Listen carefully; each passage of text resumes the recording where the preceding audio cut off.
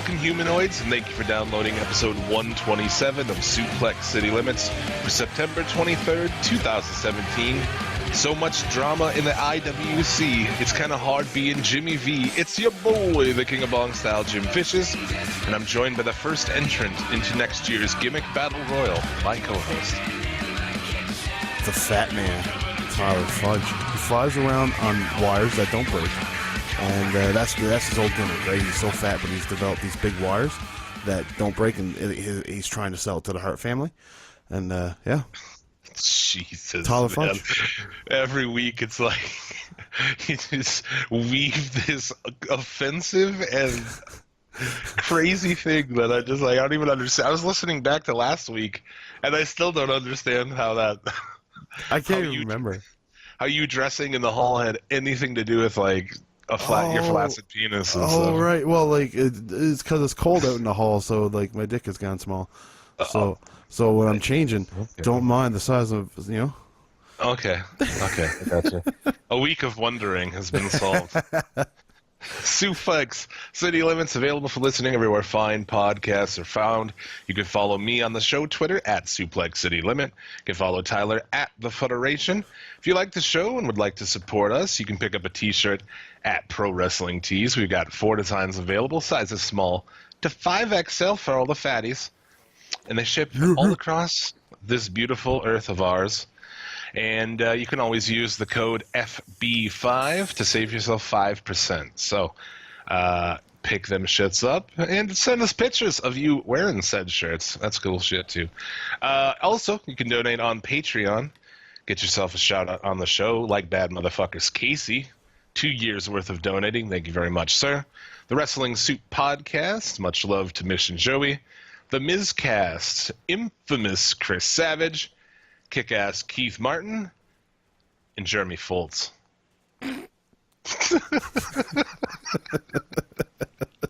Just wanted to go a different direction this week. Swerve. Bro, swerved all of you mocks, bro. Oh, good stuff. This week on the Pot Smokiness Wrestling Podcast on the internet, the podcast of the Immortals. We'll take a look back at the entire week in wrestling. We'll preview No Mercy. We'll do our top 5. We'll do the news. Who knows what else we'll come up with? Who knows? So why don't we just start with the news? Let's do it. This week in the news. The return of a familiar pay-per-view name. A page turns and Rock takes to the seas. Over to you, Jim. I'm Jim Vicious, and this is news to me. This week in the news, I heard you mention Paige. Let's start there. Paige, it sounds like a surefire return is coming. Yeah, it's how she's turned that around. Why? I don't know. understand it. I don't get it. Well, she's appeared on TNA television in a mask. I don't know. She's done all this stuff. I just don't understand how, like, other people who would be shunned for this stuff, and she's let back in. Oh, and took a fucking wad of cum in the face while holding the fucking belt. Yes. I mean, let's not forget all this shit, man. No, Holy. that's true. That's true. She has not. Yeah, she was injured when that happened too. That's right. Oh man, there's been a lot of Paige stuff over the last year. Yeah. The only thing honestly, the only thing she's ever done ever that I was interested in was her shoving shit up her ass. Let's be honest. Let's be honest. It's a highlight of her career for me. Just throwing that out there. Who's Paige? Oh, she's this chick who had this fucking video leak where she fucked, 2 dudes and shoved stuff up her ass and stuff. Oh, she was a wrestler too, I guess. Not a very good one. She was a good one then.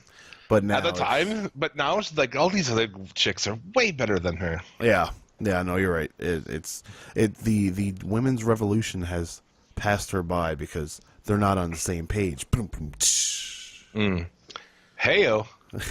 I just feel like I wish the crowds had balls still.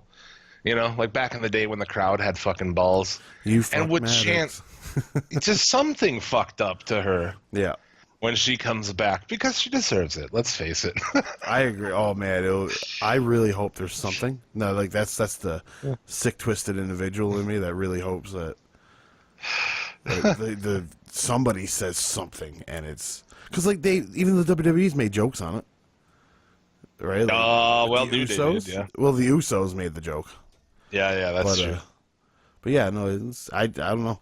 I really hope somebody says something. Oh, what a fun time that was. Go back and listen to our page leak celebration episode. It's fucking it's awesome. It was even in the intro. Oh, dude, that was Stretching that my show. asshole, daddy, baby. That week, nothing was accomplished on Wrestling Podcast. Well, some probably talked about matches. We just talked about that for like the half the show. Yeah, it was, man, there was a lot of it. 5 stars, by the way. Moving on. What do you got? Flow Slam is suing the WWN, which is Gabe Sapolsky's deal. Like Shimmer, Shine, all those fucking things. Apparently, for $1 million.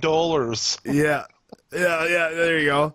Oh, fuck. But, no, it's so weird. Apparently, they gave them false information on how much they were, how many views they got. And then it came out to Flow Slam only has 2,000 subscribers. Well, yeah, dude.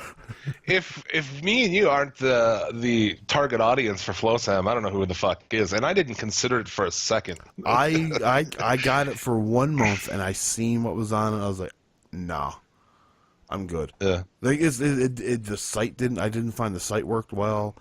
I didn't. The selection there was. I'm not a fan. I'm not a fan of WWN very much. Like Evolve is too bland for me. I don't even know what the fuck is going on in those federations. I'm not even going to act like I do.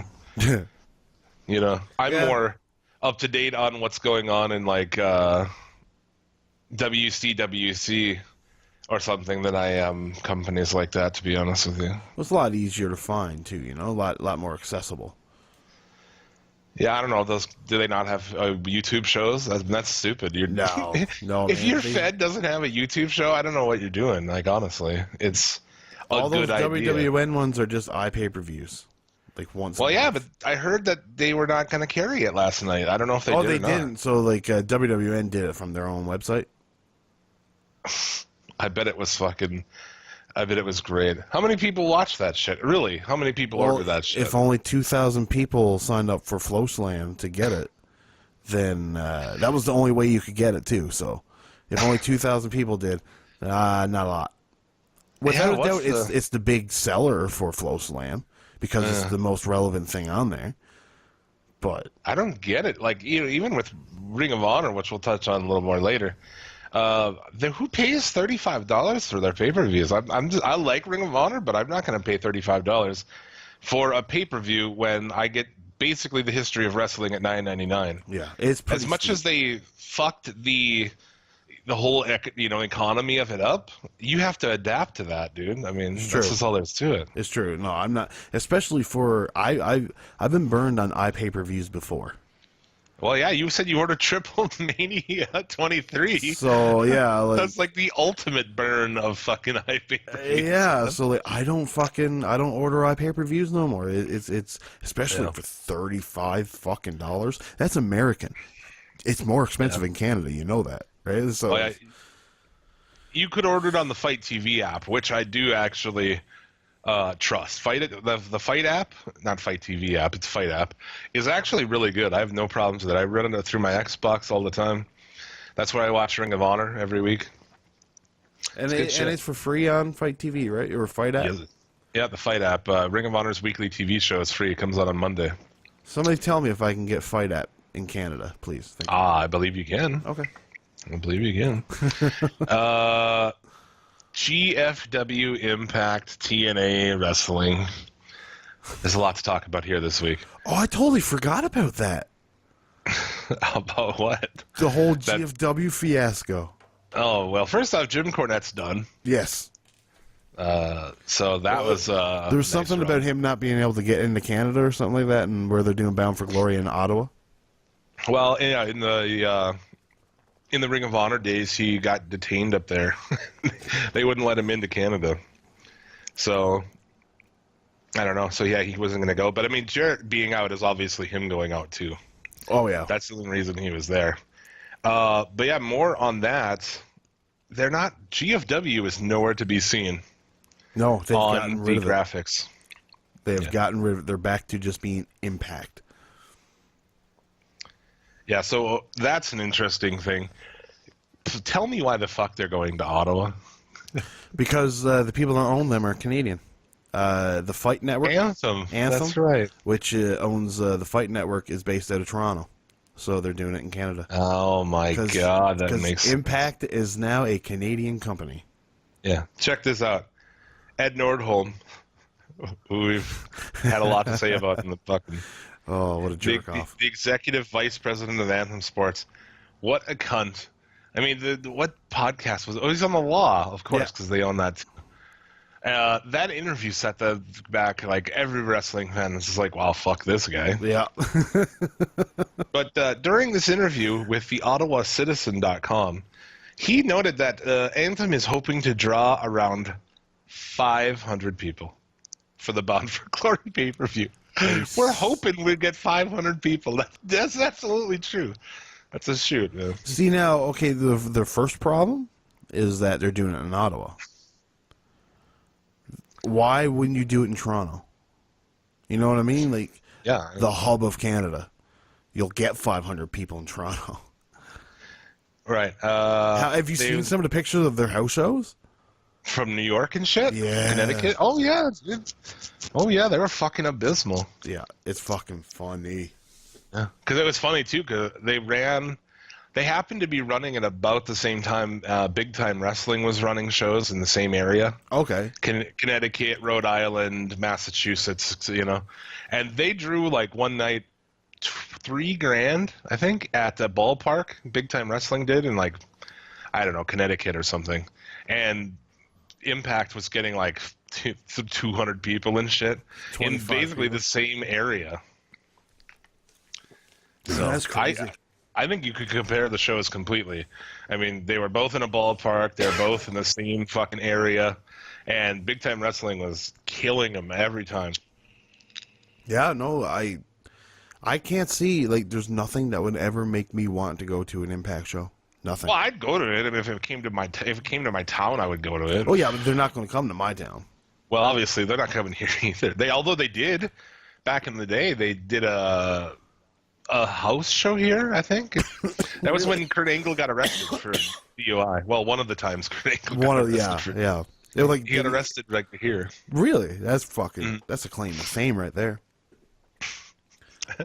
It's a claim to fame that only fucking 23 states can claim. Kurt Angle got a DUI here. He got a DUI in all of the Four Corners states one time. It's funny, Kurt. They're all red states. Yeah, Kurt. So yeah, that's. I don't even understand. Do you know much about the buildings there? Probably not. Ottawa? Yeah, he was asked why they're running at the Aberdeen Pavilion instead of an arena. Okay, which is a dumb question to ask a motherfucker who said they're hoping to draw 500. Yes, exactly. But he doesn't even say that. He says, we're legacy people. It's a great facility with a rich history. No idea. No. An arena would be a big place for us to sell. We want to have a venue with an intimacy with the crowd. The crowd will pack it rather than be spread out. Although, I mean, that's a little more sense than fucking WWE has had lately. Honestly. That's true. Like they've been really segregating that one side. Hey, there's nobody there. He also went on to say that our tagline is less talk, more action. Wow, that's clever. That's not even true. Well, it's not, no. But I mean, unless it is now, because that show changes every fucking 4 weeks. Every month, someone else is in power and running it and doing whatever. So I don't know, dude. I guess. Okay, so this Aberdeen Pavilion is a cool looking building. It used to be called the Cattle Castle. Nice. But it has like a Russian feel. Like it's got like round dome tops and stuff like that. And like inside, like Bound for Glory is bound to look like a nice building because the inside is fucking beautiful. So maybe that's why they picked it. Well, they picked it because it's fucking small, and they were in like a fucking cement room in one of those shows. I don't know where the fuck they were. Their last two were in the East Coast. There was like this room that just looked like I don't know. It looked like fucking something from Saw. It was fucking shitty. Their big claim to fame is that's where the Ottawa Senators played 1904, and the Stanley Cup was challenged in the pavilion. He also, before he finished here, he said a few other things that's pretty funny. He says, our tagline is less talk, more action. It's a style of wrestling that focuses more on the action in the ring than the storylines. Not to take anything away from WWE, that is their product, and they obviously do a spectacular job, but we have a very good show with talented wrestlers, athletic wrestlers, a.k.a. small wrestlers. Yeah, and Congo Kong. Yeah. Really? I don't know. I don't know. There's nothing that you can do to get me to watch that show. Yeah. Like I was forced to watch it to do the fucking that writing for Steel Chair, but now no, fuck that noise. Well, it's not easily available to me. I don't have the channel. My cable company doesn't carry it, as many don't. Yeah. And then that's it. If you don't have that cable channel, how do you watch it, reliably? That's true. You don't. So if it was on the Fight app, then I probably would give it a go. Have you heard about that Global Force wrestling network that they tried to do? Oh God, I do remember hearing about that. It went live like the day before, and you could watch everything for free, and then it went down. It's never been up again. I tried to do it because we watched those TNA episodes for the podcast for Federation, right? So I was like, I'd like to be able to watch a good quality of those because all we watch is like a VHS rip of it. And I would like to be able to watch it in like good quality, but I guess not. All right. Yeah, there you go. I don't know. Do we have any other news about GFW Impact? I don't think so. I think we're done there. That's good. It's possible. Have you heard about the Cruise of Jericho? Oh, man. Have you? Sink it in, man. No. No. Chris Jericho's doing a cruise next year. On that cruise, it's a weekend. ROH will have a tournament on the cruise called the Sea of Honor. Yeah. And there will be numerous shitty metal bands and some comedians. Sounds like a pretty good time. I would go. I would go. Can you take weed on the boat? No, it's leaving from Florida, so you're probably... No, probably not. I'm not going anywhere if there's no weed. I agree. Like, you're like, dude, all you gotta do, man, just come over to this place. There's 100 naked broads here. Just fucking, no, dude, I'm good. Can't I smoke weed? No, fuck. I went to Cuba. I couldn't smoke weed there. I just wouldn't have. I mean, that's just all this down to it. I think just be at someone's wedding, I'd be like, I'd love to go, but weed. Can't do it. I just drank my face off because it was all free. Well, that works. There is talk that the COO of Ring of Honor says he'd be interested in bringing back Daniel Bryan. I mean, obviously, everybody would love to sign him. Dude, I think this week, we talked about it, but this guy's coming back to wrestle, dude. Oh, yeah. He's 100% coming back to wrestle. Oh, yeah. And I think this is the first week where I've finally, accepted that, holy shit, this guy's actually going to come back and wrestle. Well, Cody Rhodes even hinted at it in ROH because they've been talking about him taking on Cody Rhodes next year. Yeah, is that a marquee match? No, but it's more hints towards it. You know what I mean? It's not the match I want to see, but they could build it up to make it a decent match. Yeah, there's a whole Twitter thing there between Michael Hayes as well. Did you hear about that? Yeah, where he's asking Cody Rhodes to come back for one night for the Starrcade house show that they're not going to put on the network. Right. That's just to, was it the combat WrestleCade that goes on at the same time? Yeah, well, Starcade is what's they're actually bringing back Starcade, which is another Yeah. piece of news. Which is interesting. It's going to be like another one of those like special events on the network. So, Well, they don't even have plans though to even air it on the network yet.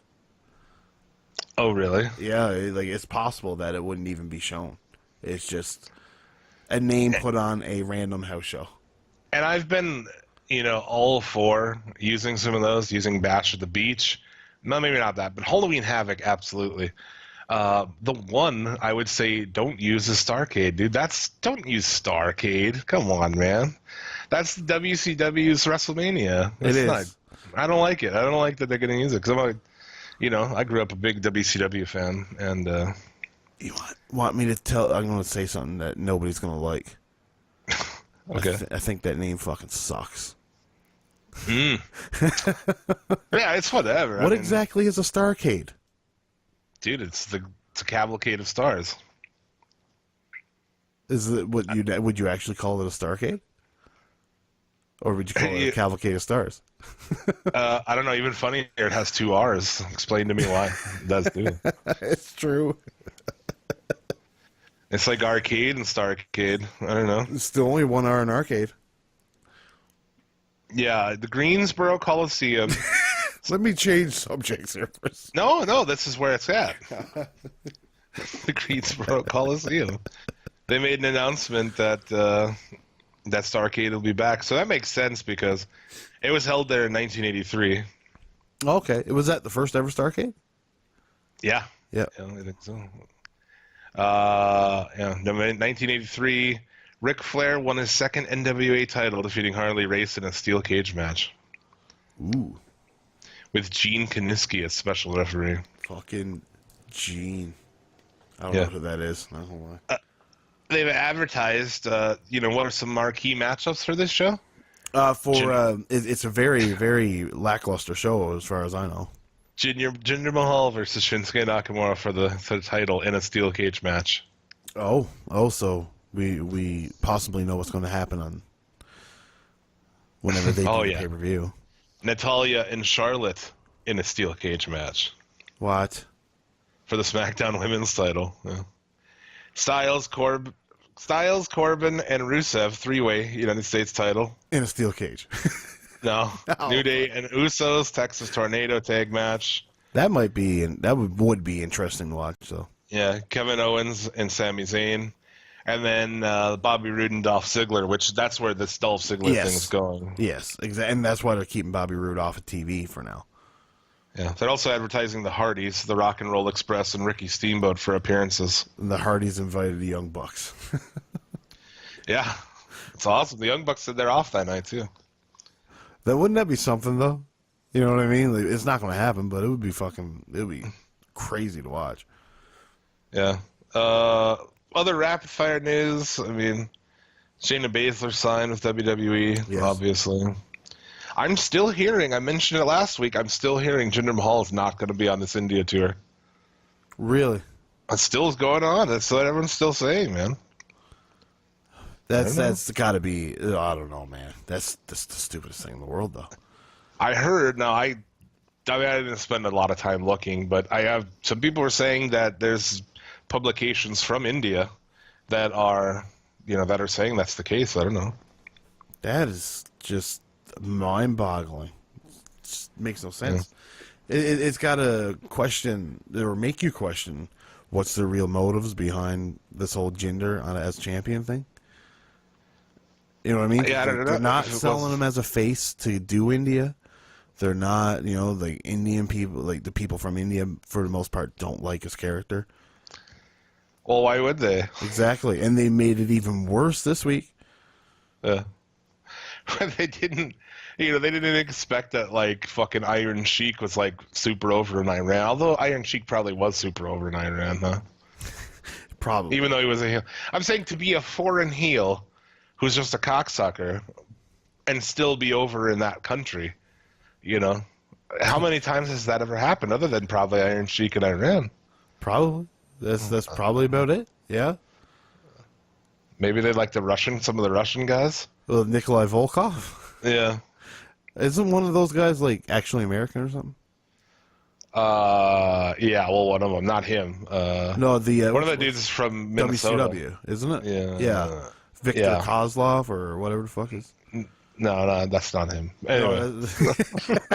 No, Victor Kozlov, isn't that one that big stupid one that was in WWE like 6 years ago? With Yeah. Santino? Yeah. Yeah. Also, did we note? I think I said it before we started. I don't know if I noted it. That I've been having neck pain lately, and I woke up and took fucking painkillers today. Oh yeah, I don't know if you did, but And they're starting to take hold. I feel like I'm fucking deflated in my chair right now. You'll start doing the nods.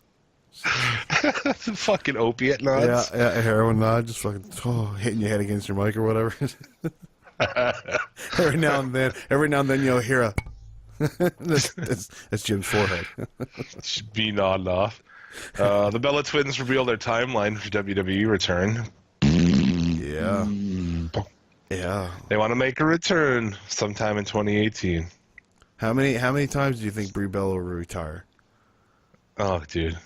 I hope that then they want to do that, they don't even bring them back. But they will because... Oh, yeah. Because Bella's a brand. I've been watching fucking Total Bellas and... I didn't see it this week. It's fucking stupid. John Cena's so fucking lame on that. It's like, he's the lamest dude ever. Make your on that bed show, every he's just morning.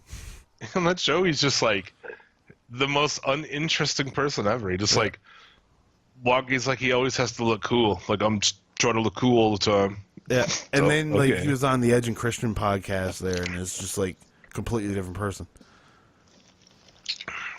What was he like on there? I didn't hear that. Oh, dude, he was just joking around and stuff like that, and it wasn't the John Cena you've seen on Total Bellas. What's up with that? He actually went and said that what was it? Everybody in the WWE is so complacent that it's like almost like, you know what I mean? It's like nobody really cares to go the extra mile. Fuck off. Yeah, that's what he was saying. It was like it could be true. The extra mile of what? Well, like the Grab a brass ring, dude. no, like if they give them something shitty, they'll just take it, not fight for what you want. You know what I mean? Oh yeah, because you just get fired, dude. It's true, but like if everybody did it though, they'd have no other choice. They can't just fire everybody. Well, yeah, but you can't. I mean, you're working with a bunch of fucking carnies, dude. It's not like, that's why they've never been able to form a union, because they're all just a bunch of fucking, Dirty, backstabbing fucking carnies. Yeah. Yeah. You trust the carny? I don't. Man, okay, I gotta tell you a story. When I had my allergic reaction this week, I was there. No, I wanted to talk about that. Okay. Should I just start from the beginning then, or? Sure. Okay. So I woke up, I made a coffee, water, and I took a banana. I went to work. 8 o'clock, I ate the banana. 8:15, I sneezed 20 to 30 times.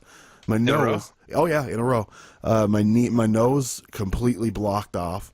My throat was all phlegmy and stuff at the time. And so, like, I just couldn't even just function. I could barely breathe. I couldn't talk. So I went home. As I'm driving home, it was like my eyes are getting heavy. I go to my parents' house to get my neti pot because I gave it to them for a bit, and I tried it, and I tried to put it through, and I couldn't get it to go through. And so I said, like something's wrong, and I went into the living room. I looked into the mirror, and I could see my eyes were starting to swell up. And I was like, fuck. I was like, Mom, can you like bring me to the hospital? And she was like, okay. Brought me to the hospital. And I left and I went out. I was having a cigarette. This guy just locked eyes with me like 20 feet away. And I knew what he wanted, right? He wants to smoke. You know it. If they look at you and you're smoking and they walk dead towards you, it's like, might as well get the smoke out. Yeah. So I gave him the smoke. And he was like, oh, what are you doing here? I was like, I just had an allergic reaction. He was like, oh, that sucks. It's bananas, by the way. Bananas. I'm allergic to bananas. But I asked, what about you? What are you in here for? He's like, well, my psychiatrist suggested I spent some time here. I was like, oh, cool. When you getting out? Oh, today, hopefully. I was like, oh, man, that's my ride. I'll see you later. Bye. And I just walked away. I ain't having none of this. Fuck this shit. That's BANANANAS. Fuck man. Dude, so That's what everybody says. Can you still, would you have an allergic reaction if you put one in the peel up your butt? I'd say. I don't know. The peel might not do it. Because, I still, touching the banana didn't hurt me. But it was once I ate it, it did. Well, you can see the bright side to everything. At least you can still, put bananas in your butt. I suppose. Maybe I'll use a condom, right? So. Have you never had? Well, you gotta, dude. I mean. I've ate bananas. Oh yeah, but I'm saying, but the condom thing too. Yeah, if you're gonna shove a banana inside of yourself or somebody else, I definitely suggest a condom. Yes, they can be rigid. They're not very good, actually. Like it starts out, it's pretty fine, but as you use it a while, it gets pretty soft and shit. Yeah, I would imagine the heat just moistens it all up. And makes her all moosey. There you go. There's a revelation. Right? Jim Vicious says you fucked at least a broad with a banana before. I used a shaver once. The back end of a shaver. Oh shit, dude! We're gonna have a conversation about all of the weird shit that we've put in women's vaginas. I even turned it on so it would buzz. What the? Oh, shit. Oh man. Moving on. Yeah. What else is there in the news? I don't know. The only other thing I got is WWE sent out a poll asking how we would feel if WWE had Game of Thrones or Office type shows. Yeah, we got that. We got it at the show email. I was just what the fuck? Fill that out, yeah. The problem with it is it's just WWE version of this or that, and that's so fucking uncreative, you assholes. You know what I'm saying? That's been wrestling's MO though for years. What if it's like The Office but wrestling? What the fuck kind of idea is that? Yeah, no. Some of the shows include WWE superstars Cribs, pass. Yeah. WWE style Apprentice to get a job at WWE. Stupid. Gotta suck Michael Hayes' dick. Yeah, exactly. Exactly. Pat Patterson touches you in the washroom. Yeah. Exactly. You like Pat. One of the first challenge is letting fucking Pat Patterson roll around on top of you covered in oil. Oh shit.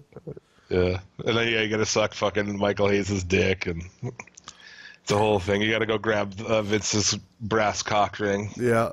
The only thing that really interested what? Yeah, eat Rikishi's ass out.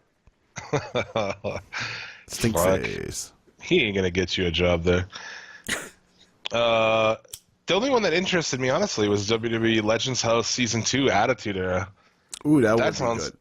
I fucking loved Legends House. I did too. A lot. I did too. I quite enjoyed it.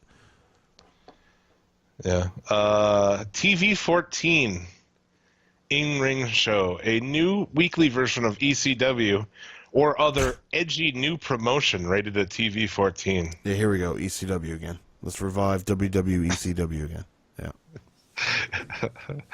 Oh my god. Well, I think that the Zombie has a fucking the Zombie and fucking Sandman. Him and Sandman. Sandman took him out with the Singapore Cane, and they never did get to have that blow off match. So they gotta do it here. Yeah, Sandman and the Zombie, dude, in a Singapore Cane match. People don't realize that Sandman's still under contract. Yeah, on a pole, actually. Singapore Cane on a pole. Disgusting. House shows. For the first time ever, get a live ringside view of select house shows. Now, no matter how cool that would be, just to pop in and watch just a random show, that really kills your house show business, don't you think? What house show business? The little bit they got left. The only thing that I'll use that for is to do commentary fucking tapes to send to WWE. Well, I know that when they still when they come here, the whole outer, like, inner bowl is full. Yeah. Like, they get, thousands of people here, probably, I don't know, 2,000-3,000 for a house show. Do they do Raw or anything there? They will every now and then, and it's usually pretty full. That's what's happening now. I fucking putting money on us getting a fucking Raw or SmackDown. Because smaller buildings? Dude, Sioux Falls got one. Sioux Falls had SmackDown or whatever. And this is a similar market. Like, their house shows do pretty well here, actually. Yeah. Well, like, I don't think you'd enjoy a SmackDown or a Raw. Oh, I'm not going to go. No. I went to a house show 2 years ago. They came back for the first time in a while, and I went, and then all of a sudden they were back like a year later. I didn't go to that one. Yeah, like now that they got the split brands, there's like Raw comes once, then SmackDown comes 6 months later. Raw's there again in 6 months. I think the first one we went to was pre-brand split. Yeah, I think it was pre-brand brand split. Yeah. Yeah, pre-bland split. New in-ring tournaments, such as the Pro-Am tournament, WWE versus NXT. So, that's a Pro-Am? With the pros and the amateurs? Is that really what you're going to say? Yeah, probably don't call it the Pro-Am tournament. Yeah. A Lucha tournament. That would be dope. Well, yeah, but, dude, what? For what? Like, the winner of this tournament gets to fucking job to people on 205 Live. That's true, but the tournament itself would be dope. You already have, like, fucking... You already have 4 fucking good... 3 good luchadors and Sin Cara. But a tag team tournament, which I think that should be their next tournament. It's not like they've never done it though, like the Dusty Rhodes Classic. But I don't want the Dusty Classic. I want because the Dusty Classic, you don't see a lot of the matches. They always take place in the house shows. That's true. And it's always teams that are there or guys they already have. Like, I want to see them get some of these more obscure tag teams, I get you, yeah. Like, they could have got the Bonus Boys instead of fucking... I was just going to say Bonus Boys against the Street Profits. But no, there's teams out there. The Chris brothers, you could get guys like that, right? They're in TNA now. Well, for now, I mean, just go over there and wave some money in front of them. You'll get them. Yeah. Or, you could use that to bring in a team like, War Machine or, I don't know why the fuck they don't have teams like that. I know. War Machines just seems like such a How do you not fit. And the Machine Guns, too. It's like, how do you not sign the fucking Machine? They're one of the best tag teams. Seriously, it's hard. It's crazy to say, but they're one of the best fucking tag teams. I'm glad you finally come around to it. You know what I mean? Because you weren't on it there for. I don't think I knew that much about them until somewhat recently. I watched an old Impact and I was like, it's pay-per-view, and I was like, holy fuck, these guys are good. Yeah, they were. Good. Or King or / Queen of the Ring tournaments. Oh god. The Queen of the Ring, you might as well just stick with the Mae Young Classic, and the King of the Ring is just abysmal, anyways. Yeah, it's awful. It's awful because they still want to put a fucking king gimmick on the guy. Yeah. I remember last year I was like, they're not really in 2016. I'm like, they're not actually going to put a fucking king gimmick on a guy, are they? Oh, with Neville? Yeah, they are. Yeah, Neville, dude. Yeah. Or before that, it was Barrett. Holy fuck, man. That's awful shit. Original scripted comedies. Original should be fucking in quotes. Comedies such as WWE Superstar Roasts, a great PG roast, so that'll be fun. Yeah, everybody loves. Yeah, but if they should get Jeff Ross though, if they do it. Well, they do shit like that. They should get fucking wrestling podcasters to come and fucking roast them. It's true. Like, imagine the shit that you would say to his page or something. Ooh, dude, yeah, right? If I could, Alberto Del Rio will come and just put you in an arm lock and just tap you out. Oh, I'd have to have security if I fucking was going to do roast some of those. Southpaw Regional Wrestling or WWE's version of The Office. What the fuck? It's so uncreative. They also talk about a original scripted drama, wrestling-themed series inspired by wrestling's colorful and rich history. such as WWE's version of Game of Thrones. Yeah, I don't understand how they do that. Macho Man's the dragon in the background, just fucking going around. Just every time he breathes out fire, it's exactly. That's every time he does that, it's just fire. Yeah. The survey also asks for interest in programming for companies like Ring of Honor, New Japan, Impact, ICW, Progress, and other regional indie promotions. In what fucked up world do they think they're living in when they think they could get New Japan? I don't even know why they ask stuff like that. Because it's not going to happen. I think it's just to see how many WWE fans are also like big enough New Japan fans, you know? I suppose, yeah. Get an idea what's going, you know, how many people are on into that shit. So, but some of the other notable things is the ability to download content and watch offline. I would like that, though. I would. Really? Yeah, I would like that to, like, let's say I'm at work and I got an hour lunch. I wouldn't mind watching NXT, but I don't want to use my data. You know what I mean? Fair. That's fair. That's what I would like. Or, like, I didn't get to see all the pay-per-view last night. Let me watch the rest of this pay-per-view on my phone on my lunch. I guess I use that feature on Spotify on my phone. I use it on Netflix. I have every episode of that 70s show on my phone so I can watch it anywhere. I didn't even know Netflix had that. Yeah, so. yeah, they do. This is interesting. Set up a movie theater mode to watch virtually with friends or participate in a live event on Facebook where you can chat with other fans. So the movie theater mode, when back in the day on Xbox 360, when Netflix had something like that where on the bottom of the screen was a couple of seats and your avatar would come in and sit down and you could have 4 people, fucking 5 people watching the same movie, you know, while you're in voice chat. Huh. And we used to do it all the fucking time. Like that was like me and a bunch of my friends would do that shit all the time. We'd watch weird movies or, you know, dumb shit on Netflix and have a party of like 5 or 6 people on there. That actually does sound like fun. It would be nice. I would.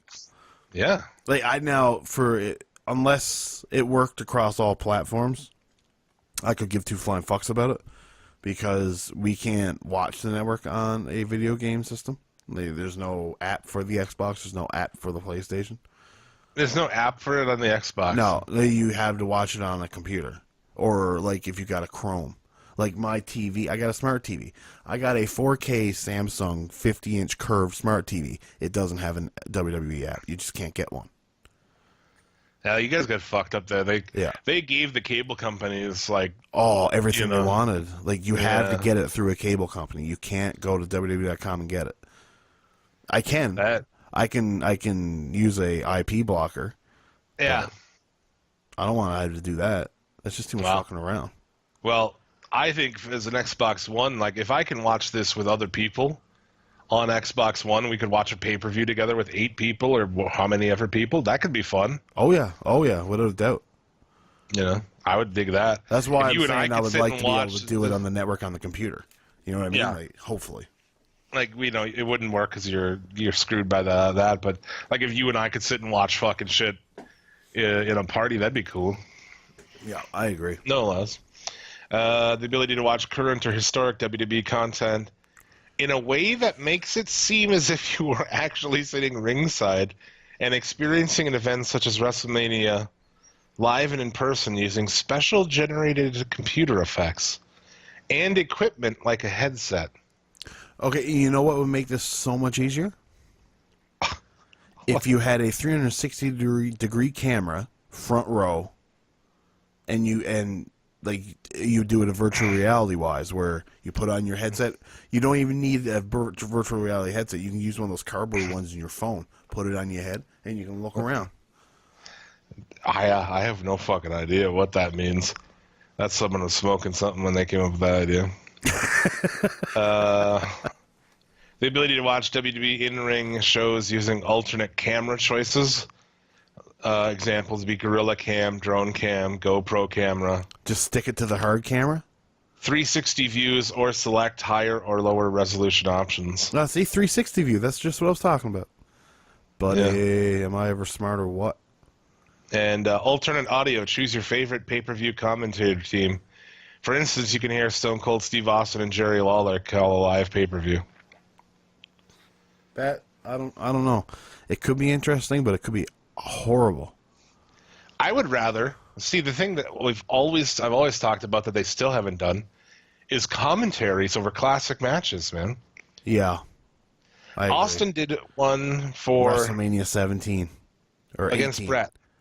Okay, he did one against Rock too. Oh wait, maybe I'm thinking of the Rock one. No, You're he right. did do Brett too as well. I remember that. He did do both. And he did it on his podcast, Yes. and I've been enough of a nerd to go and sync him up.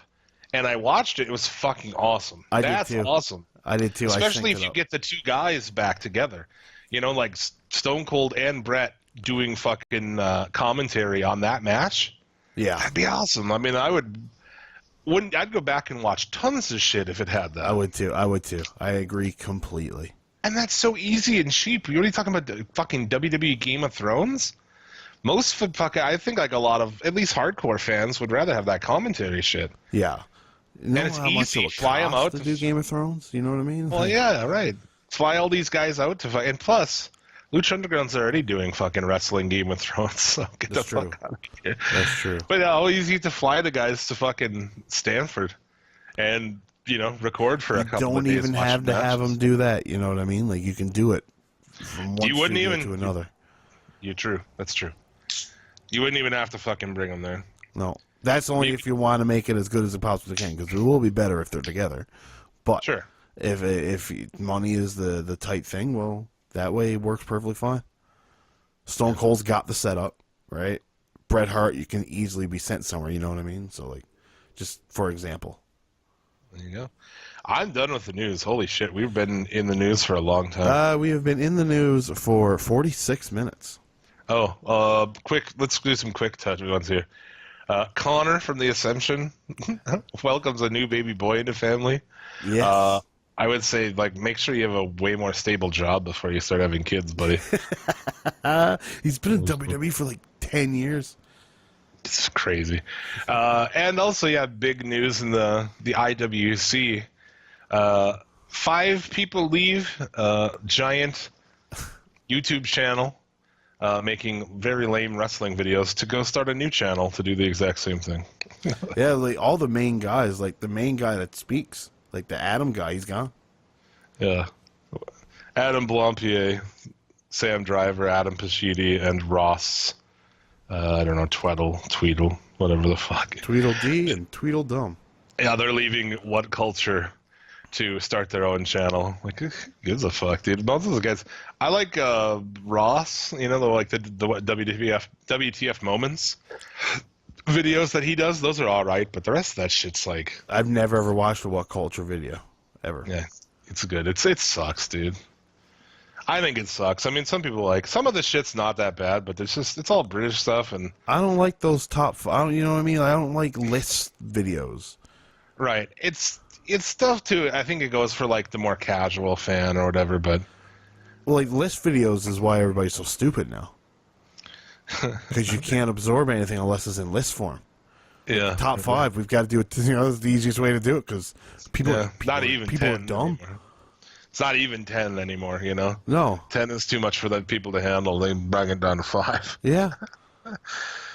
Yeah, it's very like marky. It's very, I mean, how big of marks are they? They were big enough marks to start their own fucking wrestling company. Yeah. Pay dudes a bunch of money. I don't know. It's some people thought it was a story, so no less. That's all I've got for the news. That's all I am. I got no news left. All right. Well, fuck the news. Do the top 5. Sure, man. Suplex City Limits Top 5. All right. Suplex City Limits Top 5. Our top 5 matches for the week. Not the best matches, just our favorites. And they don't have to be your top 5. Make your own. I don't feel like it needs that, dude. We need it. Well, because people do get butthurt over it. Yeah, well, how is this match not in there? Yeah. Precursor to this, too, Ring of Honor Death Before Dishonor. Didn't watch it, so no matches can be considered for our top 5 this week. Nope, that is completely correct. So yeah, why don't start us off? Take us through some of these matches. The first match would be Bobby Fish and Kyle O'Reilly making their in-ring debut against Mustache Mountain, which is Trent Seven and Tyler Bate. That was on NXT. NXT 412. Enjoyable. Why don't they just team up those guys and use them as a tag team? Mustache Mountain. Yeah, I agree. They work well together. They even got the natural storyline where Trent Seven trained Tyler Bate, right? So it just seems like a natural progression. And with, there's no UK TV show coming. That's just obvious. That was only to combat World of Sport, and that reason only. And now there's no World of Sport. Well, we don't need the UK show no more. So this would be the easiest thing to do with it. Right, and dude, they have no tag teams anymore. No, they're pretty dwindled down. That's for sure. It's pretty ridiculous, man. Just use these guys as a tag team. Really good match. Enjoyed it. I guess we can get more into it when we hit NXT, huh? Yeah, exactly. Because I don't have my notes here. I just have my top 5 notes. Same thing with me. Go ahead. Oh, sorry. Then we have London versus Mala Suerte versus Saltador versus Cortez Castro versus Drago versus Son of Havoc versus Pentagon Dark. And a match for the Gift of the Guys Championship on Lucha Underground. Now, it's obviously not going to be written like that on the top 5 graphic because that's just too goddamn long. But yeah. Really good match. Fucking Lucha Underground was great this week. It was. Yeah. We'll just list the top 5 here. We'll talk about them in there, except for these other ones. I guess that we might as well just the shows. Do them as in depth as we're going to go. Marty Scurll versus Rocky Romero. That was just, a fine television match, which me and Jim Hunman had over putting in the Moth and what's her face. Yeah, Moth and Mariposa versus Phoenix. Santos. Yeah. But that was a fun match, too. It was, and they shot it well, but it came down to I couldn't fit that in the graphic. So Marty Scurll and Romero win by default. It was a push. Neither of us had, or in either way. I was like, you go either way. I don't care. Yeah. We agreed on 4 out of we agreed on everything. So. That's always nice when it's like, what's top 5? It's the exact same shit. It made it so easy. Then we had Kushida versus El Del Barado. You might as well say what you're going to say because I fucking butchered that. Kushida and El Desperado. Who just kind of looks like Japanese Pentagon Dark. That's exactly what I thought. Yeah. But he's a good worker too. He's not really highlighted much in New Japan. But when he does, he usually puts on a good match. Like the Best of the Super Juniors tournament, he had a really good showing. So, yeah, that was really good. That was a pretty good show. I only watched these 2 matches from it, and there's a lot of fucking tags and shit. Yes. But they're setting up for the Kobe show, which is the next show. Well, yeah, and then Kings of Pro Wrestling will be next week, which that show is going to be pretty good. That's where you're going to have Evil and Okada. Naito against Ishii. Oh my! You're gonna have Will Ospreay taking on Kushida. When is Omega and Juice? That's the Sunday night. Show. That's Sunday night. Oh, this Sunday. Yeah. Motherfucker. Kings of Pro Wrestling next week. That's where it's going to be fucking insane. I can't wait. That'll be next week's top 5. Basically. Well, Ultima Lucha starts next week too. That's unfortunate. That's true. And but hey, man, let them battle it out. There's 5 spots. Yeah. Be interesting. What else do we have here? The main event for Destruction in Hiroshima, which is a great name. Hiroshi Tanahashi against Zack Sabre Jr. in a 30-minute technical match. Just a good story I found with this match. Yeah, it was a good match. I mean, it was half hour long, which they've gotten into the habit of over there. I don't know. I really prefer not to watch a half hour or 45-minute match if I don't have to. If it's interesting enough, I can do it, and I don't have to do it all the time. But this is the first half-hour match I've watched since G1, so. That's true. It was a really good match. Even though I'm like, I don't know how I feel about You're not a Sabre fan. No, not really. I mean, I think he's great in the ring. All the shit he does is good, but he just doesn't. look imposing at all, you know. Yeah, no, I agree. But Tanahashi's return to the main event, and just overcoming all of Suzuki Gun. You know, every one of them interfered, which is my only downfall on the match. But yeah, really good. That show overall, pretty good shit from New Japan. Stoked for that, for what's coming up too. There's gonna be a lot of good matches in that. Yeah, it's gonna be really fun. So there you go. That is the SCL Top 5 of the week. Check those matches out. What are we doing here? We do some Raw, some WWE, WWE.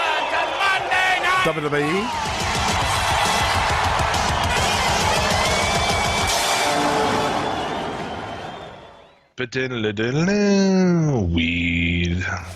Speaking of weed.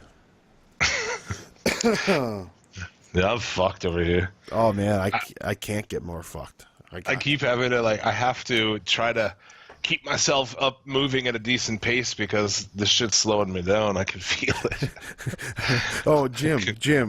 I can feel it all the way down in my plums, getting all swollen with a light blue hue to them. It's great. That's a new one. Yeah, it is.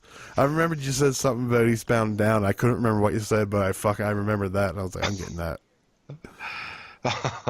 Oh, the other one. Yeah, there's a different one we should get to. Yeah. An hour into the show, got our first fucking audio clip. That's good shit, though. Down in my plums. Nice bluish hue. That character's fucking based off Ric Flair. He's got a little Ric Flair in him, dude. Yeah. Has he ever said that? No, but it you know it is. You know what I mean? Like, it's obvious. Because it takes place in North Carolina, doesn't it? Yep. In Flair country. So I feel like it is just a little bit of Ric. I mean, obviously the hair and shit. Oh yeah, it's to a certain degree Ric Flair. That's for sure. Ric Flair would have been smart to buy himself a BMW dealership. Yeah, no. That would have been a good idea, right? Would have been better than what he's doing now, I suppose. Which is what? Laying in a hospital bed trying to learn how to walk again. Oh, Jesus. Is he really that bad? Yeah. You can't walk without assistance. We may as well do it here because somehow I didn't have it in my news stories. Bobby Heenan died. Oh, right. Fuck. We even had the intro and everything. Yeah. That's a bummer, man. It is. That is a bummer. I would go so far as to say my favorite manager ever. He's the best manager ever. Yeah, I agree. I try to stay away from that because people are always so fucking touchy. But yes, Bobby Heenan was the best manager ever. That's like the one thing that I think everybody agrees on. I don't know. You'll have those cocksuckers that think Paul Heyman. You will. They're fucking wrong. Yes, they are dead wrong. Sometimes there is a right and a wrong answer, you know? And most times there is. I mean, I think that's one of the most agreeable things in wrestling probably ever, right? Is that Bobby Heenan's the best manager. I would think so. And one of the best fucking commentators. Yep. Just all around good talker. He's really funny. He always had something different to say, and it always made you just bend over. The guy was fucking awesome, man. I went back and I watched some shit this week. Everybody, like, if you haven't already, go out and watch the '92 fucking Royal Rumble. It's amazing. It's Heenan at his best. Yeah, it is. I agree. That is probably one of the best called Royal Rumbles of all time. Oh, dude, it's so good because he's so invested with Rick the whole way. Exactly, and Rick's in there the whole match. Yeah, it's awesome. I also watched the Gimmick Battle Royal because that's fucking great. I watched that like late last night. Oh, did you? Yeah. he said the Iron Sheik's coming down. He's like, by the time the Iron Sheik makes it to the ring, it's going to be WrestleMania 38. Yeah, that was funny. Amazing. Yeah. And when he first gets out there, he sits down and calls him Tony. Oh, did he? So yeah, I never noticed that until last night, actually. That he sits down and the first thing he calls him fucking Tony. All those years of calling it with Tony Schiavone. Well, he did it on purpose. Oh, really? I think that's what he did. I think he did it on purpose because Gene's like, "Are you kidding me?" That's awesome. So yeah, I mean, even in the ring, did you see that thing? I retweeted it this week, so I mean, who knows if you saw it, but it's Heenan running across the ring and like bailing out of the ring. No, I didn't see It's it. like it's this thing of beauty, man. Like I've never seen. It's one of the best like over the top rope to the outside things I've ever fucking seen. A lot of people say that he was a great wrestler too. Like not I've only, heard. you know, like in the ring that he was one of the fucking better wrestlers. I've heard that. I've never seen a Bobby Heenan full-on match aside from like the Weasel stuff, but I would like to go back and see it. But like, I mean, going back and looking at it now, it's kind of like you're gonna be biased because he's dead, and then you can't really compare it to what you watch now. So you got to be like, you know, in a different mind frame to even watch it. I'm a firm believer that Heenan could have he could have done anything really. You know what I'm saying? He could have been an actor. Oh He yeah, could have been. I mean, they tried that Heenan show and it didn't work out. But he could have had a late night fucking, show like that, talk show. I mean, he could have done a lot of stuff, I feel like. So it's interesting that he ended up, just in wrestling. yeah, and then But, it's sad how the last few years of his life have been. A lot of the Yeah. last decade, man. Like just a guy that made his living talking had to spend like the last 10 years of his life not being able to talk.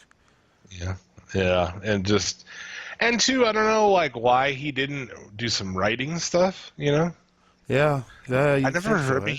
You never heard like of anything. Like, why did he not ever have a Twitter or a blog or something? You know what I'm saying? Like something to. Yeah, I think to didn't he write a put out book? there. He had a book that was before he got sick, though. Oh, okay. Yeah. So I don't know. Pretty. And this week too, to clarify something, a lot of shows I heard this week were talking about like, oh, it was sad that he'd have to go out to these cons and stuff like that and get signings and all this shit. It's sad. He shouldn't have had to do that. They should have gave him. He didn't need money, dude. He did that because he liked to do that. That's what I believe too. It is. He said so himself. Like back in the day, like he likes to do that shit. He likes to go around and meet people. What is he gonna do? Sit around his house all fucking day? Yeah. I mean, if there's a place like, hey, you could go to this place, and there's a lot of people who want to fucking meet you. Well, fuck, I'm gonna go there, right? Who's not gonna go there? Yeah, no, I agree. Well, I mean, it would depend on my stoned level, I guess. If I was super stoned, I'd be like, no, I'm going to pass. could you bring him over here? yeah. Can you bring them over here one by one? Yeah, but to put in perspective how big of Bobby Heenan fans we are here at Suplex City Limits, Bobby Heenan was the 6th inductee into the Suplex City Limits Hall of Fame, and that was back on June 13th, 2015. So, Jim, who are some people that he made it in before? Oh, who did he beat? He made it in before Ric Flair. Oh, there you go. Heenan was 6, Ric Flair was 7, Henning was 8. And that was his boys. Yeah. But I mean, our Hall of Fame doesn't really matter the order you get in. It's not like if you're really asking me to rank like from 1 to whatever, that's crazy. So it really doesn't matter where you get in, but being one of those first ones in meant something, I think, I agree. The first inductee was Terry Funk, who I inducted April 11th, 2015. Oh, look at you. Terry Funk. So what made you induct Terry Funk first? Because I wasn't a part of the show then. Yeah, it was. We did it on the show. No, I wasn't. I wasn't. Oh, no, you weren't, no. Well, the whole Hall of Fame thing started because the first thing we ever did on our first episode was like post-Mania was when we started. And we recapped the Hall of Fame, and I was like, this Hall of Fame fucking sucks. We should start our own Hall of Fame, and then that's what happened. So, but Funk, just because Funk is the man, Funk is one of my favorite wrestlers of all time. Yeah. And what he did for ECW and like how much he gave back to the business, Just everything. Just everything about Terry Funk, man. All the gold from wrestling Beyond the Mat. All Yeah, those just great everything. scenes. And then He trips Rando, over. Yeah. That was back when we rotated. I put in Funk, Rando put in Savage second, and I put in Foley third.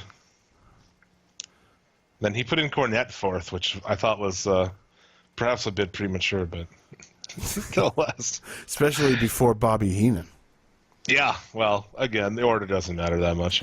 But check out our Hall of Fame on Facebook under the album section. I think it's an interesting thing to look at. You got like 120 fucking, I don't even know. Almost as many as we have episodes. 123. You can even go so far as if you want a wrestling lesson. Each one, just watch one match. Oh, dude, yeah. If you find somebody on there and you don't know who they are, go check out a match.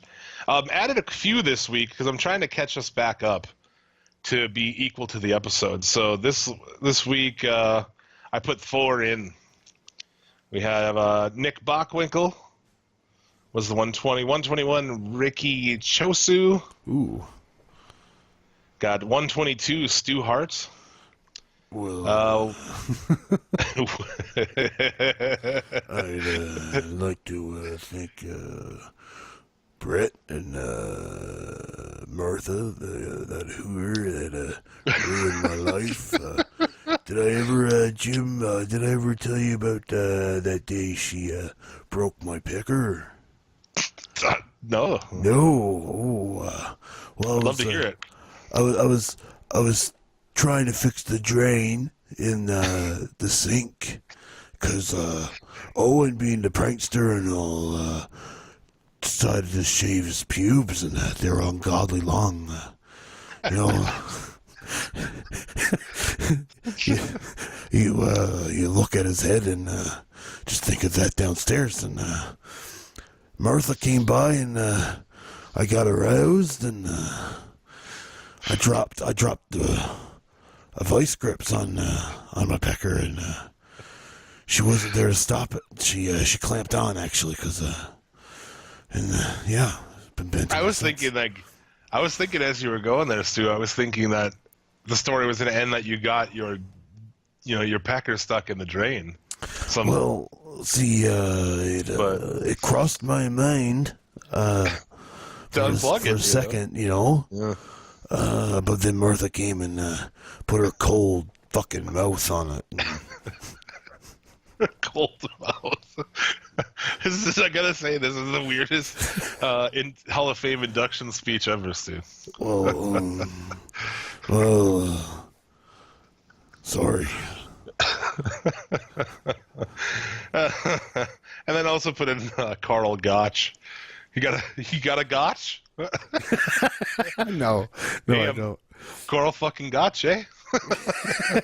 My name is Carl Gotche, and I come to break your neck. See? You see? So yeah, check that out. We got to get back on track of adding people in there. All right, and I don't know if I mentioned it. Did I not mention infamous Chris Savage in my shout out at the beginning? I don't know. I don't feel like I did because he turns 21 on Monday, and that is on my notes, and I don't remember talking about it. So you did not. Shout out. You did not. Shout out to Chris Savage. Happy birthday to you, sir. Happy 21st birthday, you young little guy. No, 29. 29? I thought you said 21st. No, 21st. No, he's 29, so shout out to him. He's a good guy. We fucking like him. Well, let's talk about Raw. Even though we played the song for it like a long time ago and talked about Bobby Heenan instead. Did a graphic at the beginning. No 10-bell salute. A bunch of punks. We did a 10-bell salute on here, so yes. I think it was worthy of that. But we get into the show, and all I really was in, I was like, if you give me a good fucking Heenan package somewhere in the show. So they did by the end. Yes. So that took long enough. They put it in the fucking death hour. They wanted to make people wait. They wanted people to stay to see the Bobby Heenan video. Really, they just put it in there because that's where they throw shit. Like, fuck, throw it in the third hour. Yeah. What did you think of this go-home episode of Raw? It was very, very non-monumental. because there was no Cena. There's no... Well, you had Strowman, but, like, you couldn't... There was no live aspect to the Brock Lesnar-Braun Strowman deal. They had a Vice satellite deal. And which is a good idea. It's a good idea to do. Filmed it last week or whatever. Yes, good idea to do, but on your go-home show, they should have had, the pull-apart brawl like they had weeks ago. It's just backwards. Yeah. Angle is out. So the 2 matches are WrestleMania worthy. The rest of them, go fuck yourself. Yep, pretty much. These 2 matches are WrestleMania. They're WrestleMania, fuck, like nothing for the other ones. The other ones are shitty. Yeah. Miz comes down, complains how he's not scheduled to be in No Mercy. And in case you forgot, Miz, who is the IC champion. Yes. Completely unfocused upon on that belt. No build to it at all. Last pay-per-view, he was on the fucking pre-show wrestling in front of like 10 people. Yeah, that was embarrassing. But they set up what? How many men in this match? Well, it was 4, but it ended up being 6. Okay, yeah. The 6-way. Six-pack, as they like to call it. Six-pack challenge.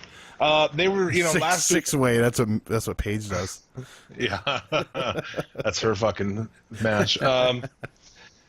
So last week I was like, oh, they're getting off the Sun thing a little bit here. They didn't really talk about it much. They were full back in this week. Oh yeah.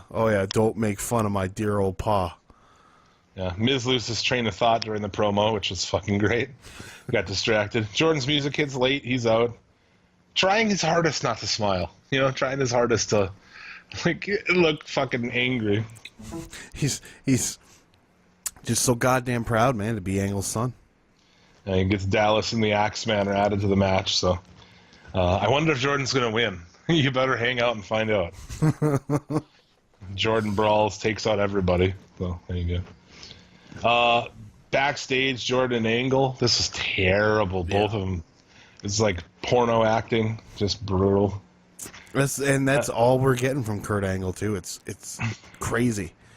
Yeah, that sucks. Bliss is defeated by Nia Jax because, I don't know. Fuck it, right? Fuck it. Bliss tries to bail. Sasha comes out to block her path. And then, so Nia clotheslines her, wins clean. Yeah. Sasha attacks. Who is the face. Yeah. Attacks the heel from behind. Yeah. Bayley then returns in her hometown. Last time she was there, she fucking lost the belt because, of course. That's what they do. Yeah.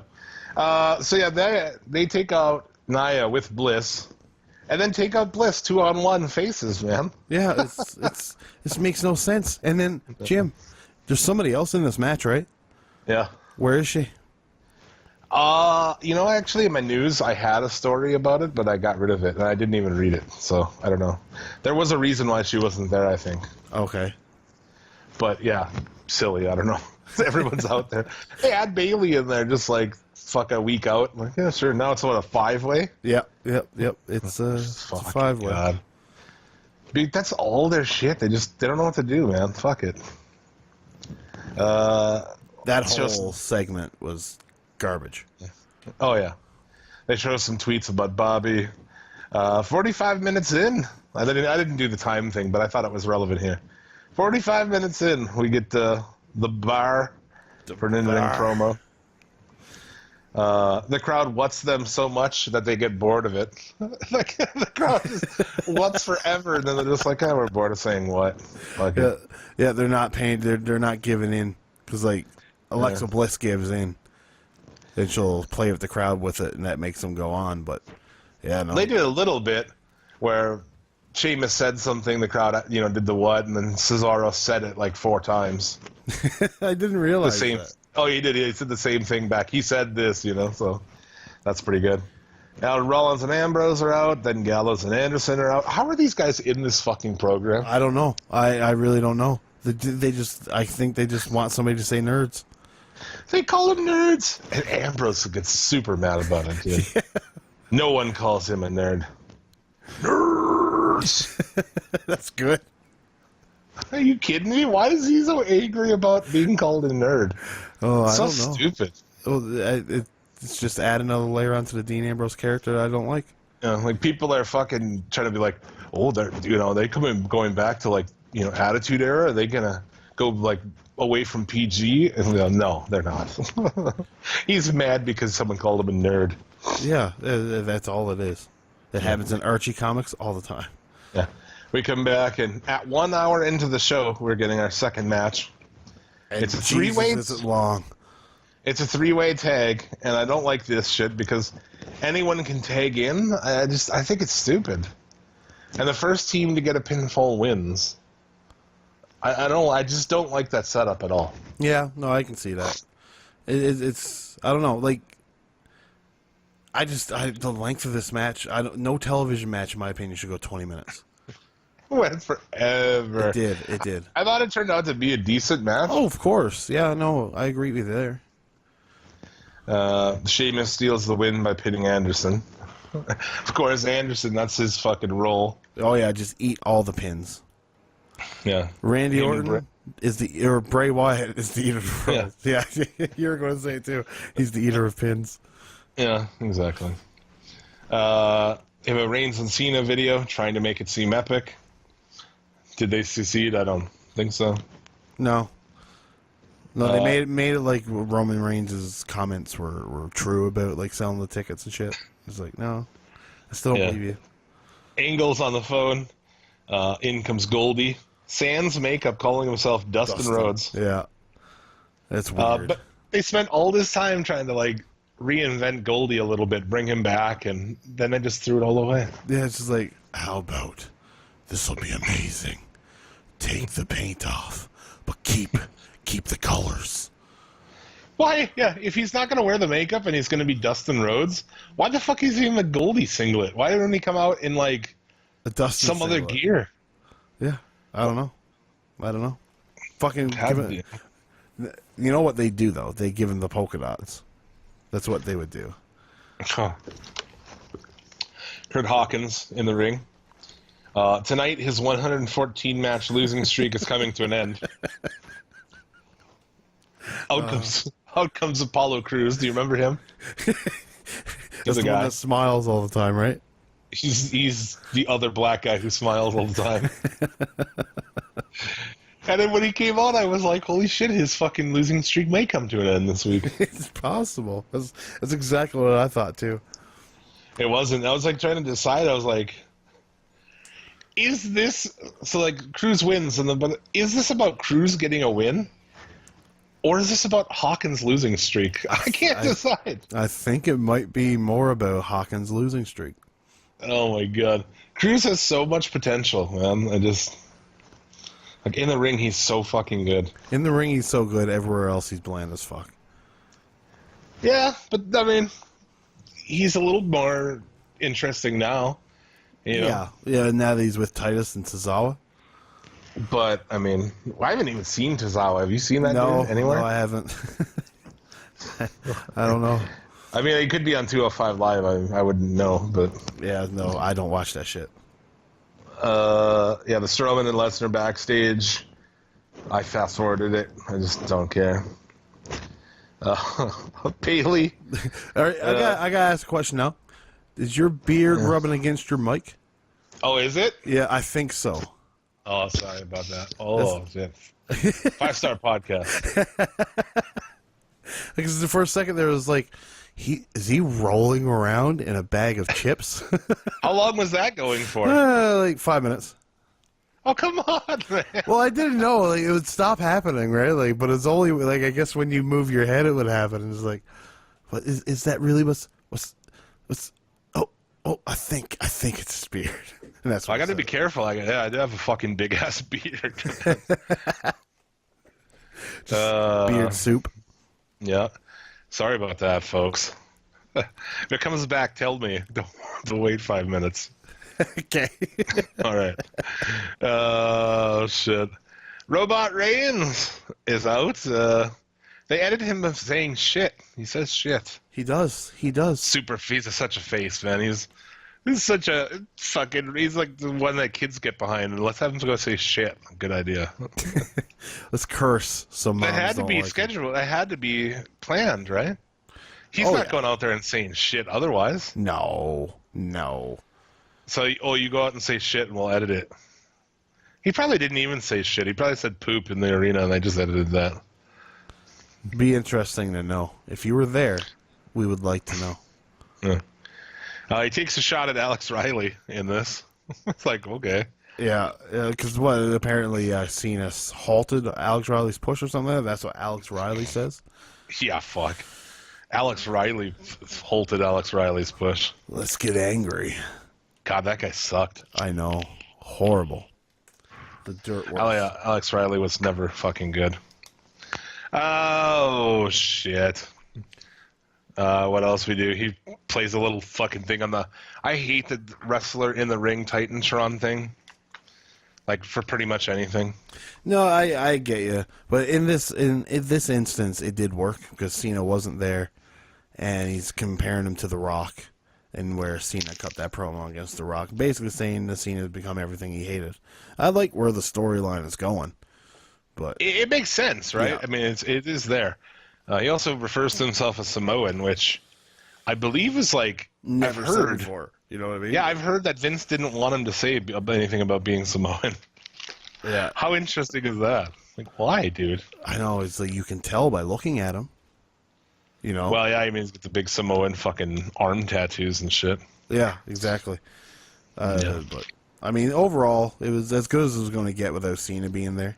Because Cena is usually the highlight of these little tussles back and forth. It's the interesting thing, right? On the go-home show, it's like, well, we're just going to have Reigns sell this thing by himself. Good luck, dude. Yeah, exactly. Well, But, I mean, I'm not, I can't say excited for the match. But it's one of the matches I'm interested in seeing. what do you think? Over/under on Superman punches? More Superman punches than AA's? Oh, 5 of each or what? 5 of each? I'm going. Boy, I should write this down. Hey, I'm going to say. I'm going to go 6 Superman punches. We'll talk more about it when we get to No Mercy. Well, you got to tell me your Superman punches now. Oh, I was just going to say over 5. Over 5? Okay, fair enough. Yeah. Renee is with the Hardys. Matt's back to normal again. Isn't this the most weirdest thing in the world? Last week he was all broken, or woken, as it were. He must have been told not to do that anymore. Oh, I mean, honestly, I don't like the whole woken thing anyways. That just sounds stupid. Just let TNA go out of business, because it's going to happen. At some point in time. They're getting closer and closer now. They almost got to. Well, if Anthem wants to sell it, I mean, they should just buy it. Put that tape.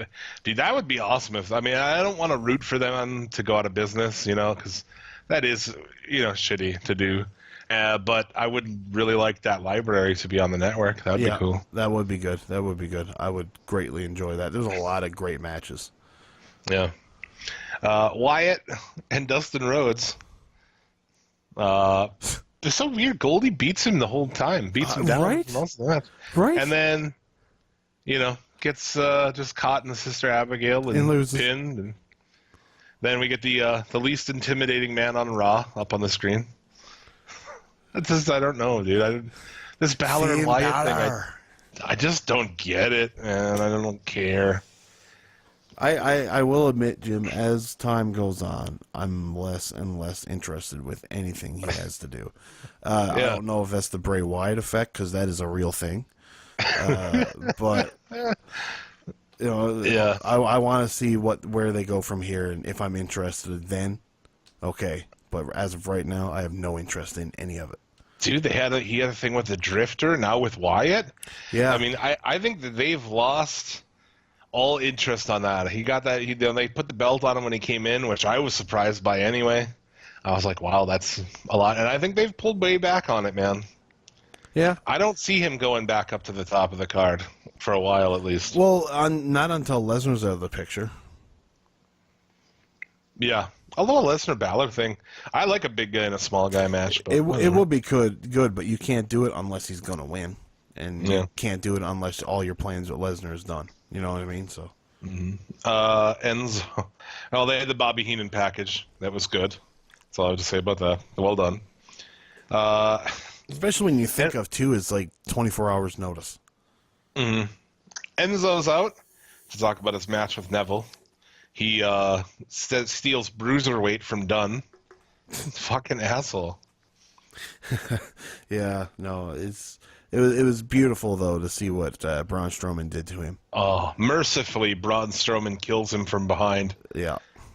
Hauls him to the ring as "Thank you, Strowman" chants fucking rain down. And Strowman's music plays, and that's it. Yep. And then he walks away. And passes Neville on the ramp. Neville goes in the ring, gives him a red arrow.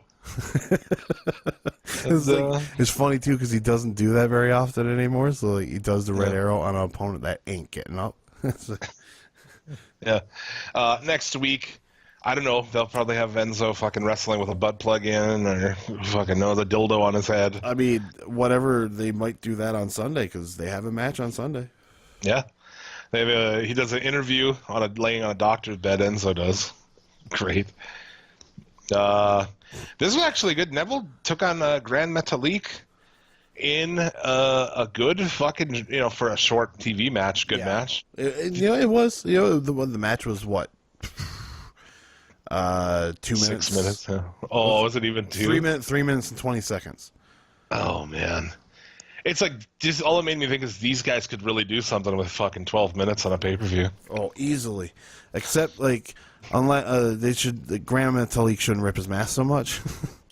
Well, dude, yeah, I don't know what the fuck they're doing there. They whipped it way too much. Well, it was you could tell that Neville tried to rip it. It wasn't ripping, so Graham Metalik tried to help him. And that's when the fucking levees broke and the whole mask fell apart. Right. I didn't think ripping the mask was... like, what's the point in a 3-minute TV match? There is no point. They're trying to get heat from everywhere because Neville's run its course. From who? From the people who watch WWE? Like, they don't give a fuck about a luchador's mask. No. You know what I'm saying? Exactly. They don't know what that means. Unless it's Rey Mysterio's. They understand that one because they can pick that one out of a crowd. Yeah. Well, there you go. What else did we have here? We had the Drifter. main event. Yeah, the Drifter was also in this match. That fucking hop he did to the top rope. Yeah, it was pretty impressive. That was impressive. It's like, okay, buddy, if you can keep on doing stuff like that, I might get behind you. Yeah. The Drifter, Axeman, Dallas, the Hardys, Jordan. And really, do the Hardys team up? No. No, they fight each other, though. They fight each other. And then team up later. Yeah. It was like, this makes no sense. But, like, I don't know. There's nothing in this match that made me, like, there's no name in this match that made me like, oh, that match would be cool. It's like, no. You knew Jordan was winning, obviously. Yeah, of course. So, afterward, Miz tries to attack. He gets taken out. And the Axeman and Dallas, beat down. Jordan, get a little Miz promo, end of the show. I thought it was... Why are they so bad at go-home shows? I don't know. It's a mind-boggling thing, Jim. It's a common thing is the go-home show should be a good show, and it never is. Never really is. No, you're right. So that was Raw. Do you want to do our No Mercy predictions now? I think that should be the deal, yes. Do you want to start from the bottom and work our way to the top? Let's do it. Take us through this shit so I can smoke more weed. So the pre-show is going to be filled with the Drifter, Elias Sampson, taking on Apollo Crews. Now, Jim. Why? I don't know. I have no idea. Maybe the Titus brand wants to snuff out the singer. I don't know. But who are you going with in this match? Oh, fuck. I mean, what, dude? They're not going to have the Drifter lose. No, they're not. Will they have Crews lose? Oh, they don't care about Crews. We already said that win against Hawkins was more about Hawkins than Crews. Crews got his win last week. They could use Crews winning here to fucking be something. Yeah, even like. But that's the only reason. Even. That's the only reason that Crews showed up on TV was to get like a win to make this match seem like it was something. Yeah. I'm going Drifter. Me too. Put me down for the Drifter. God damn it. Our next match will be The Miz against Jason Jordan for the Intercontinental Championship. I think they want to put it. I mean, I know they want to put that belt on Jordan, but will they do it here, right now? Right here, right now. But no, I don't think they do. I think they're putting a lot of stock in Miz being like the best Intercontinental Champion of all time. I feel like they go a little bit longer. Jordan's not going to win clean, though. I suppose what Jordan loses by nefarious means. Probably, the Miz Taraj get involved. More than likely. You won't be seeing Maurice. That's a side note. No. Maurice is done. Yeah, preggers. Yeah. Well, I mean, I didn't. I guess like that's it. You're gone immediately the second you are, which is probably not a bad idea. No, I can see that. The travel stress. Yeah, you're probably best off at home. Exactly. So you going with the Miz? Oh, I guess I'll go with the Miz. I try to go like different from you, just so it's more interesting, but I mean, sometimes I can't. We all, yeah. Sometimes it's just obvious. Cruiserweight title. Neville taking on Enzo Amore. Oh God, I fear it, dude. I fear they're gonna put the belt on Enzo after making him a joke for the last month. They're gonna put the belt on him and just do the gimmick of just the worst champion of all time, and it's like he just walks his way out of every match. It's gonna, or if he wins it, it's gonna be because he cheats. Yeah. Oh, of course, because he's already talked about how he likes cheating. Dude, I could see him winning by cheating. Oh my God. You going Enzo Amore? I'm going Neville. Neville. Okay. Just for devil's advocate, I think I'm going to go Enzo Amore. Oh yeah. I mean, it's a solid bet. I could see it going either way. I think it's awful if he wins that belt. They got guys like Metalik, Lindsay Dorado, dude, Cedric Alexander. Oh my God, so many good. I know. Fucking talents, and then they're just pissing around with this. Oh, it sucks so bad. That pick could be my undoing in this one. It very well could be. So I feel like the rest of the show is very predictable. Finn Balor against Bray Wyatt. I'm going with Bray Wyatt. Ooh, really? Yep, I'm going with Bray Wyatt. Finn Balor won as the Demon. I'm not going to try to convince you. If you're picking opposite, because my explanation might convince you. That's not my goal. Well, I mean, you might as well. Because my original plan was Finn Balor. Okay, well, Balor won as the Demon. I just see it being as the Demon he could, as Finn Balor he can't. Yeah, actually, you're probably right there. That's what I'm doing. See, I don't want to convince you, though. No, I'm not going to change my mind. I've already made my side of the fucking picture. Oh, sweet. So yeah, I'm going to go with Bray Wyatt on that one. And then they'll do it again. The trilogy, dude. The trilogy we'll be talking about for years to come. Yeah, they'll have it etched in the annals of time. It'll be a stip match, the Demon and him. Yeah. Anyway. Yeah.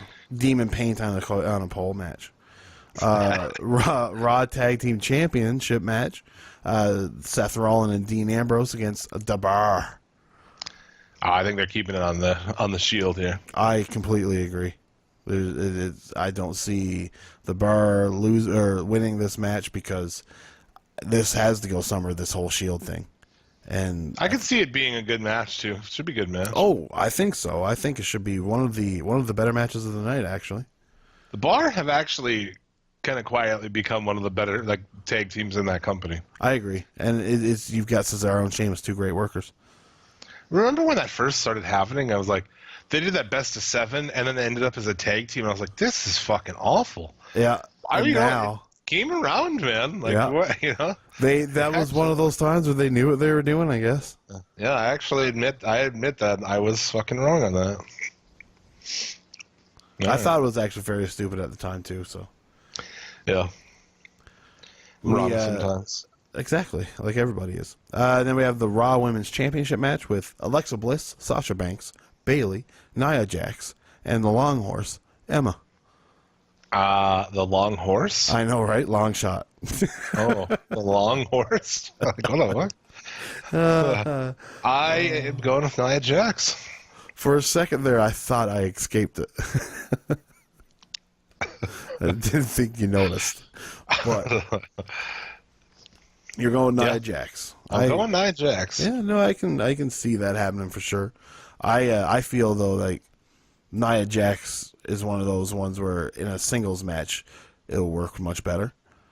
Oh yeah, you know what I mean? That's my thoughts on it.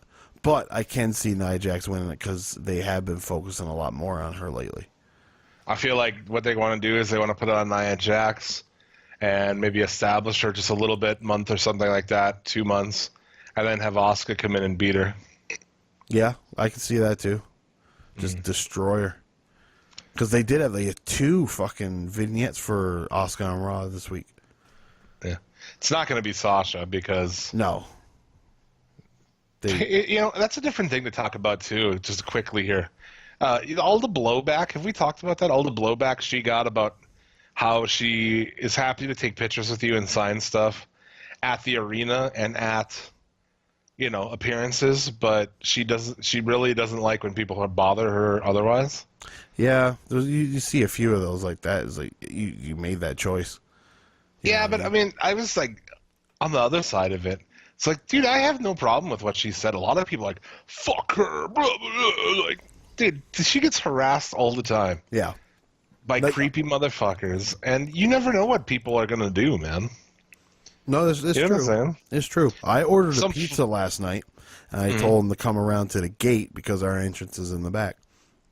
And so once the pizza got closer, I realized there's no light there, and I was like, I really hope it's not a chick. She's gonna be really scared. And sure as shit, it was a chick. And I just stood there in the dark, in the doorway of the gate, waiting for her to bring me my pizza. I was probably the creepiest motherfucker in the world. Yeah. I have no problem with what she says, man. I would be irritated by that too. Just because you do that doesn't mean...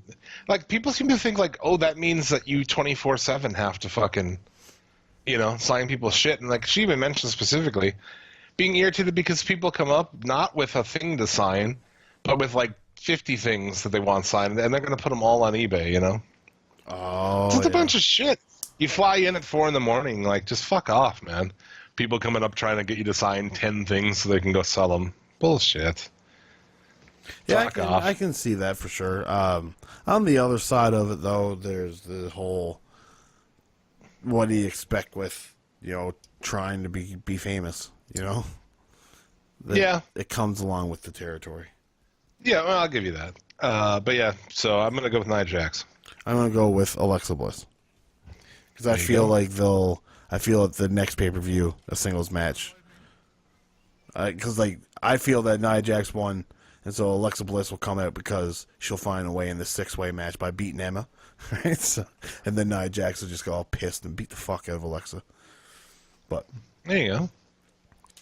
Can see that. Next is John Cena versus Roman Reigns.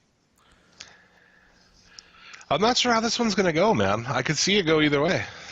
I can too. The only thing that's stopping me, though, is John Cena is scheduled to leave soon.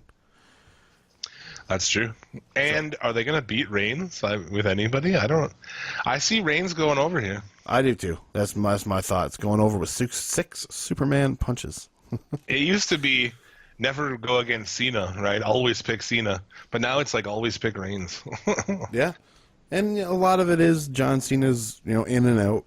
Whenever John Cena goes out, he usually loses. Where does Joe pop up in all of this? Does Joe pop up in this match? Does Joe pop up in the main event? Oh, Joe's injured, though, isn't he? I'm pretty sure that's resolved now, isn't it? It could be. Almost. I have no idea. I mean, I haven't heard that he's working or anything like that, but the amount of time it has been. It does have that feeling where it's like, we'll probably see Joe here. That's probably in the main event, though, I guess. Yeah, I can see that. I can see that in the main event, yeah. So, yeah, going Robot Reigns. Okay, I am as well.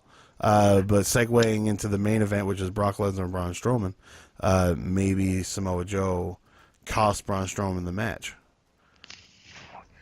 I feel like that's the only logical way that you can't have him lose clean here. I mean, if they have Braun Strowman lose clean here, they are complete idiots. Yes, because I don't feel like they're going to have him win.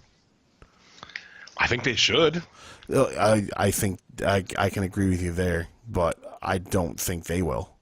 I think they're so hard up on Reigns taking the belt off Lesnar at Mania that I agree. I don't know. To me, Strowman is the biggest. Is he the biggest thing on that show, man? I mean, the Shield shit's really popular, but Strowman is one of my favorite things. I will stop. Like, it's crazy to think of. You know what I mean? Like when this all started, it was like fuck Strowman, and now he's one of the highlights of the show. When he first started with the Wyatt family, you're like, wow, this guy's green as shit. Yeah, it was like he's big as fuck, but he's green as goose shit. And then 6 months later, it was like, oh fuck, he's not bad. Yeah, he's not great, but he's not bad for a dude that size. I mean, he's pretty good. Job. I don't know. Yeah, I guess you're going with Lesnar now. I am going with Lesnar. I'd like to be able to go with Strowman. I would. Just will they take the belt off him at this pay-per-view? I don't know. I guess I am gonna go with Strowman. I'm gonna hope that they have some fucking sense and put it on Strowman. So we've ended up having a pretty eclectic, different picks here. There's only a couple we agreed on. Well, sometimes I go for the outside one, so that if it's right, I can be like, "See, motherfucker, motherfucker, I told you so." Jay Vish called, and if it's not, then I go, "Well, yeah, I went off. I picked different. It's a win-win. I'm letting you in on how my secrets here." So those are our picks for No Mercy. I don't know. Looking forward to the show, I guess. I don't know. Yeah, I mean, I'm looking forward to sections of the show for sure. Yeah, should be pretty good. We'll recap that shit next week. SmackDown Live, huh?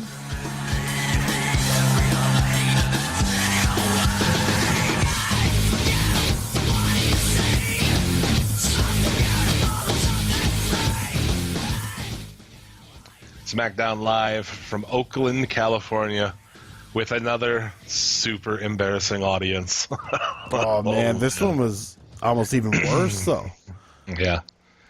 Up front, no Zayn, no Fashion Files, no Rude.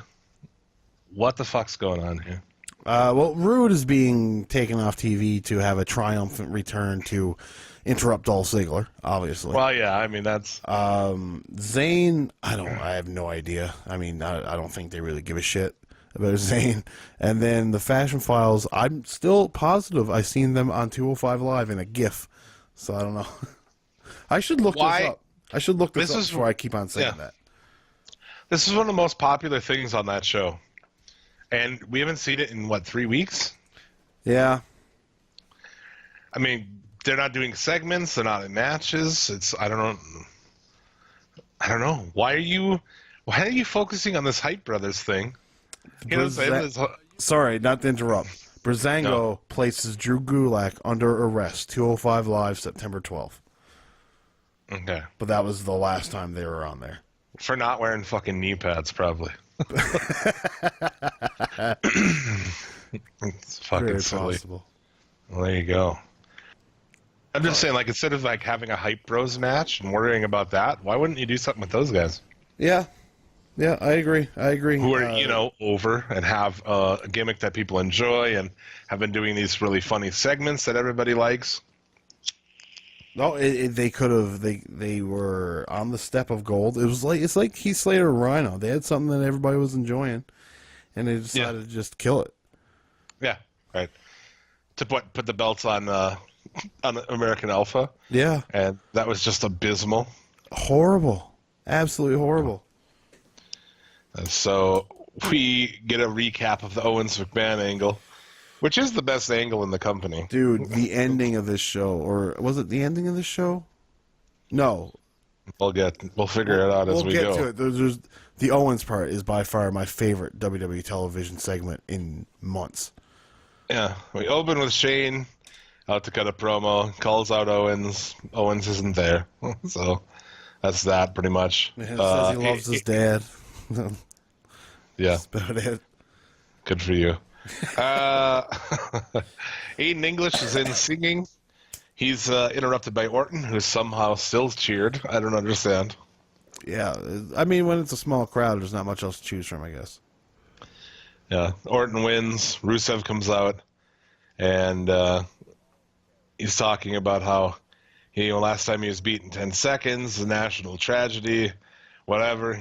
They start a match between him and Orton, and English distracts Orton. Rusev gets the win in 10 seconds.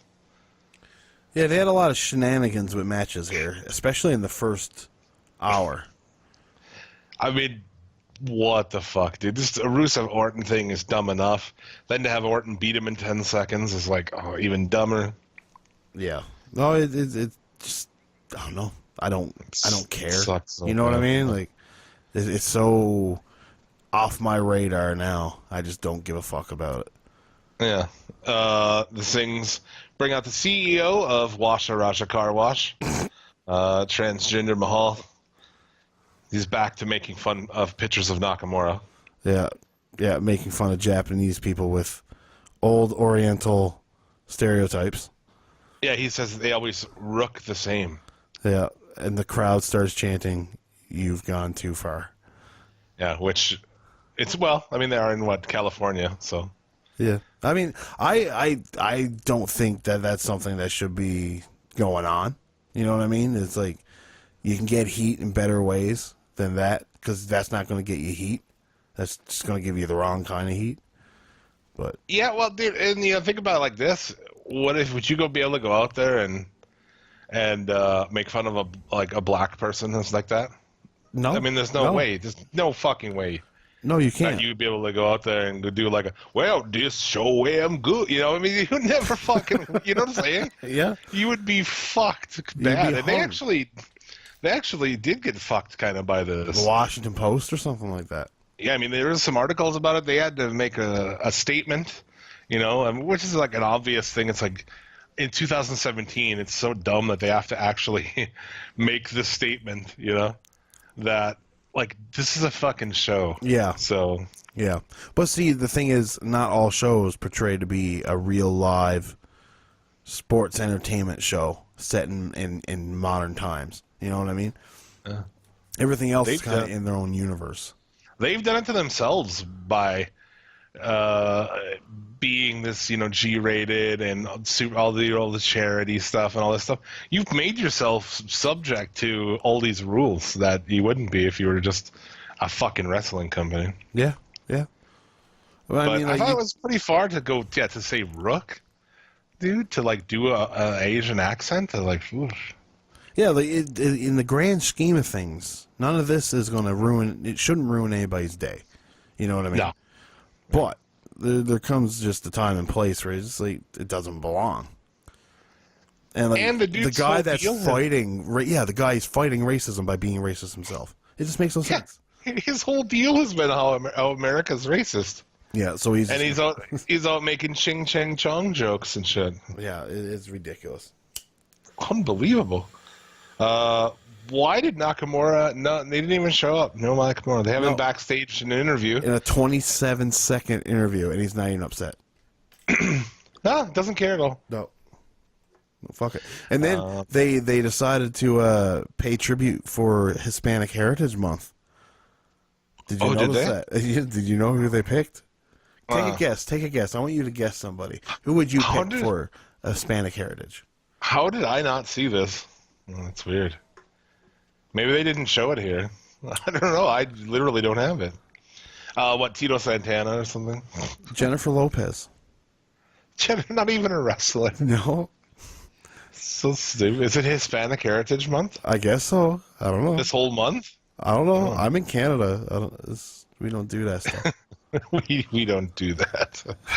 We don't. There's no yeah. Native Heritage Month here, as far as I know. They might get a day, not a month. Like Santa Claus, Jesus doesn't even get a month, right? Like, why should a race of people get a month? Who we got for that potentially volatile topic? Tit cancer is going to get a whole month coming up here, so. Yeah, that's true. But men's Are you guys cancer, ready for buddy, that? Nobody gives a fuck about prostate cancer, right? Yeah, well, buckle up for pink ropes and fucking horse shit all over fucking Raw and football. NFL and WWE. Oh, dude, everything, every sport does pink stuff. Like baseball will do like pink hats and shit.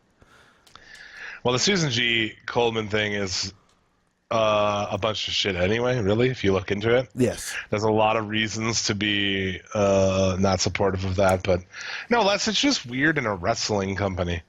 Like, I'm supposed to take somebody, same with this Connors gear, like I'm supposed to take a dude seriously who's wearing like a Crush 'em shirt or something. Like, really, dude? Crushing that puss.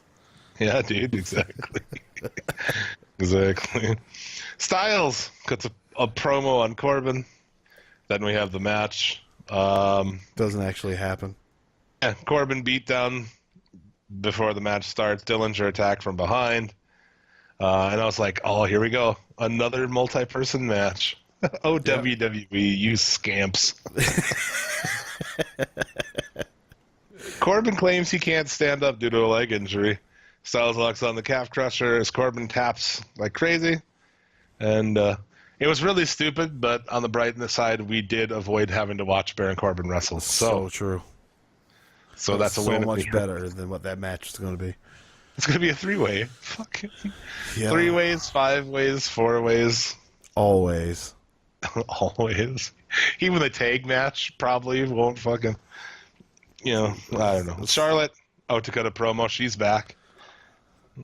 She's out to capitalize on her dad almost dying. Yeah. It's like, she's interrupted by Natalya. Does she not look like a cat more and more every day? Like, does her cheeks not get puffier? I feel like she looks more and more like a cat every day. Yeah. Michael, a listener, he always calls her Ms. Catwee whenever we talk. That's fucking Ms. Cat. Yeah, Ms. Catwee. This is dumb. She unveils a picture of herself holding the belt. Charlotte wants to challenge for it, and then you hear it's like Oprah Winfrey, right? Multi-person match for you, and you get a multi-person match, and you get a multi-person match. And it kept going. Yeah, it was like the Energizer Bunny. Naomi comes out. Fuck it, that's a 4-way. Oh, here comes Tamina with Lana. Hardly fly Tamina Snuka. They call Natalya a crazy cat lady, which she really is. Yeah, and then she gets upset about. Yeah. As she bails, Bryan shows up to make tonight's main event a fatal 4-way to determine on who takes on Natalya at Hell in a Cell. I wonder who will win this one. Right. With everything they set up is always like that. Everything they said, we better hang out and watch this. Why? Why? This episode was like mirror images of Raw. Oh, yeah. New Day defeat the Hype Bros with the Usos on commentary. Nothing really here. No. They're further hinting at the breakup. Yeah. And then what, dude? Nothing. Nothing at all. Zack Ryder has not changed a single iota about his character or moveset in about 7 years. So in what God's name do we think we're going to get different? Same thing with Ziggler. Ziggler is only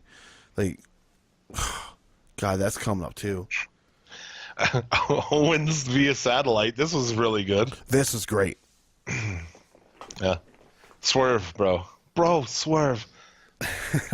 Yeah, so Owens apologizes for everything he did. And then gets really upset about how they said he's going to go to hell for what he did. But people like him don't go to hell. People like him go to heaven. And then it just ends, and it's like, oh, you son of a bitch. You glorious son of a bitch. It was good as fuck. Yeah. I love this character. That's what's going to happen, though.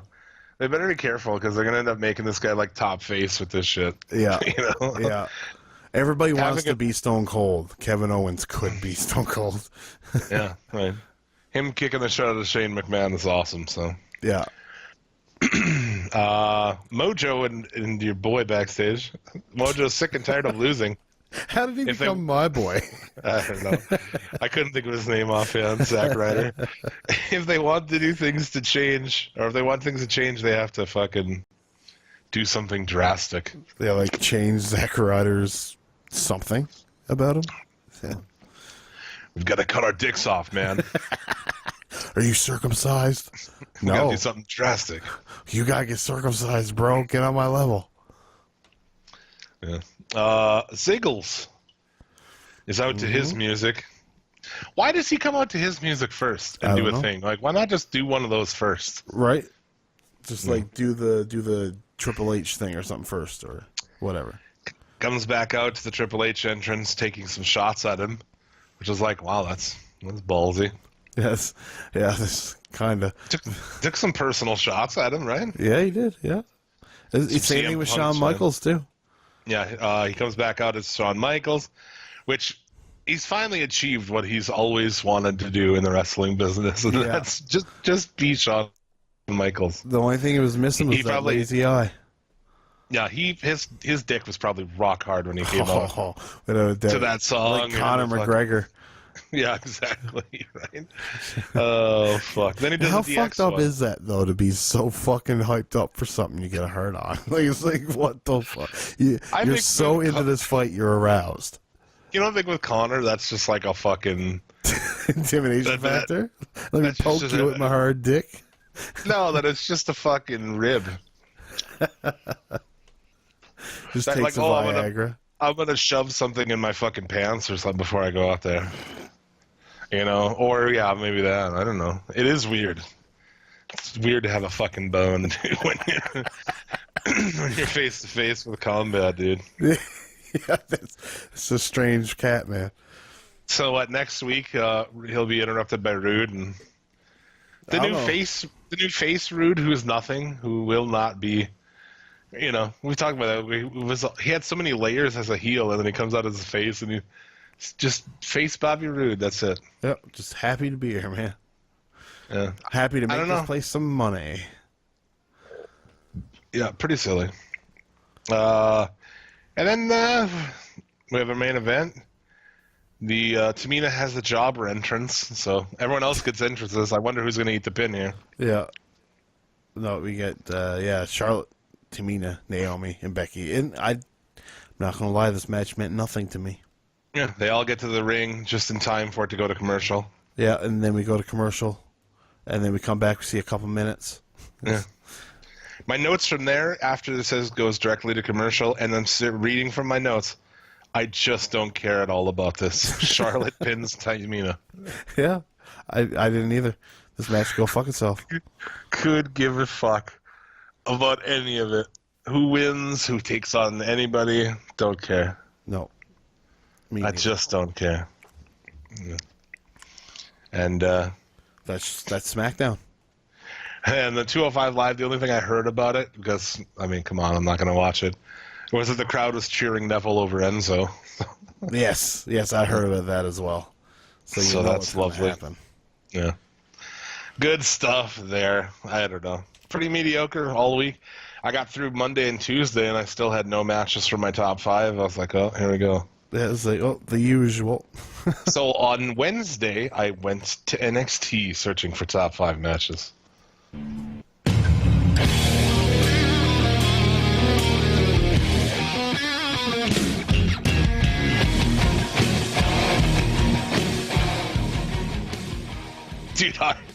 Dude, too sweet me for that segue. Holy That was fuck. pretty dope, I must say. That was pretty good. They advertised that tonight Aleister Black speaks out. I'm just like, oh no. We'll get to it. But first we have Johnny Gargano versus Tino Sabatelli. Okay, let's just get to the one highlight between this whole thing, okay? And that's his buddy. You had a tweet about his buddy. That's Rick old- Moss? Yes. Oh, dude, he looks just like Ted Cruz, man. He does. When you said it, I was like, holy shit. That is Ted I Cruz. actually spent the entire match making, getting pictures of them and then joining them together and tweeting it out.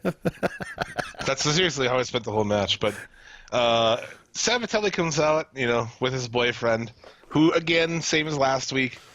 Why is this guy in little shorts and oiled up? Like, they looked like they just fucked, honestly. When they came out, like, they looked like they just got done fucking. It was very disturbing to me. Just clenching his asshole. Go fucking to our Twitter at Suplex City Limit, or just look up some pictures and you'll see he looks just like Ted Cruz. Yeah. Took me a couple of weeks. I was like, who the fuck does he look like? He's an ugly looking bastard, though.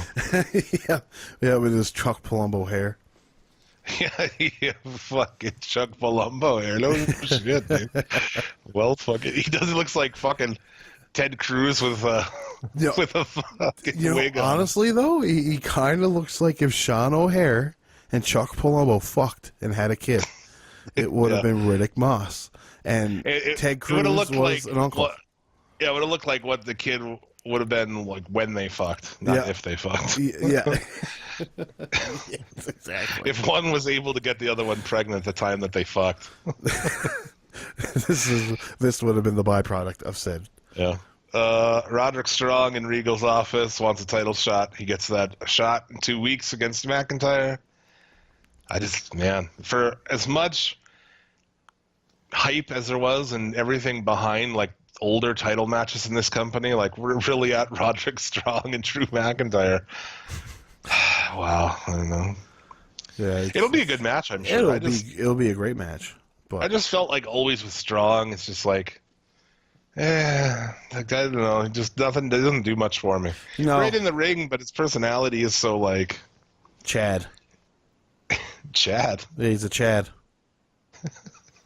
What do you mean? Just like a dude, Chad? This is a fucking. He's a Chad. That's the only way I can describe it. He's just a Chad. Yeah. Yeah. Just a douchebag.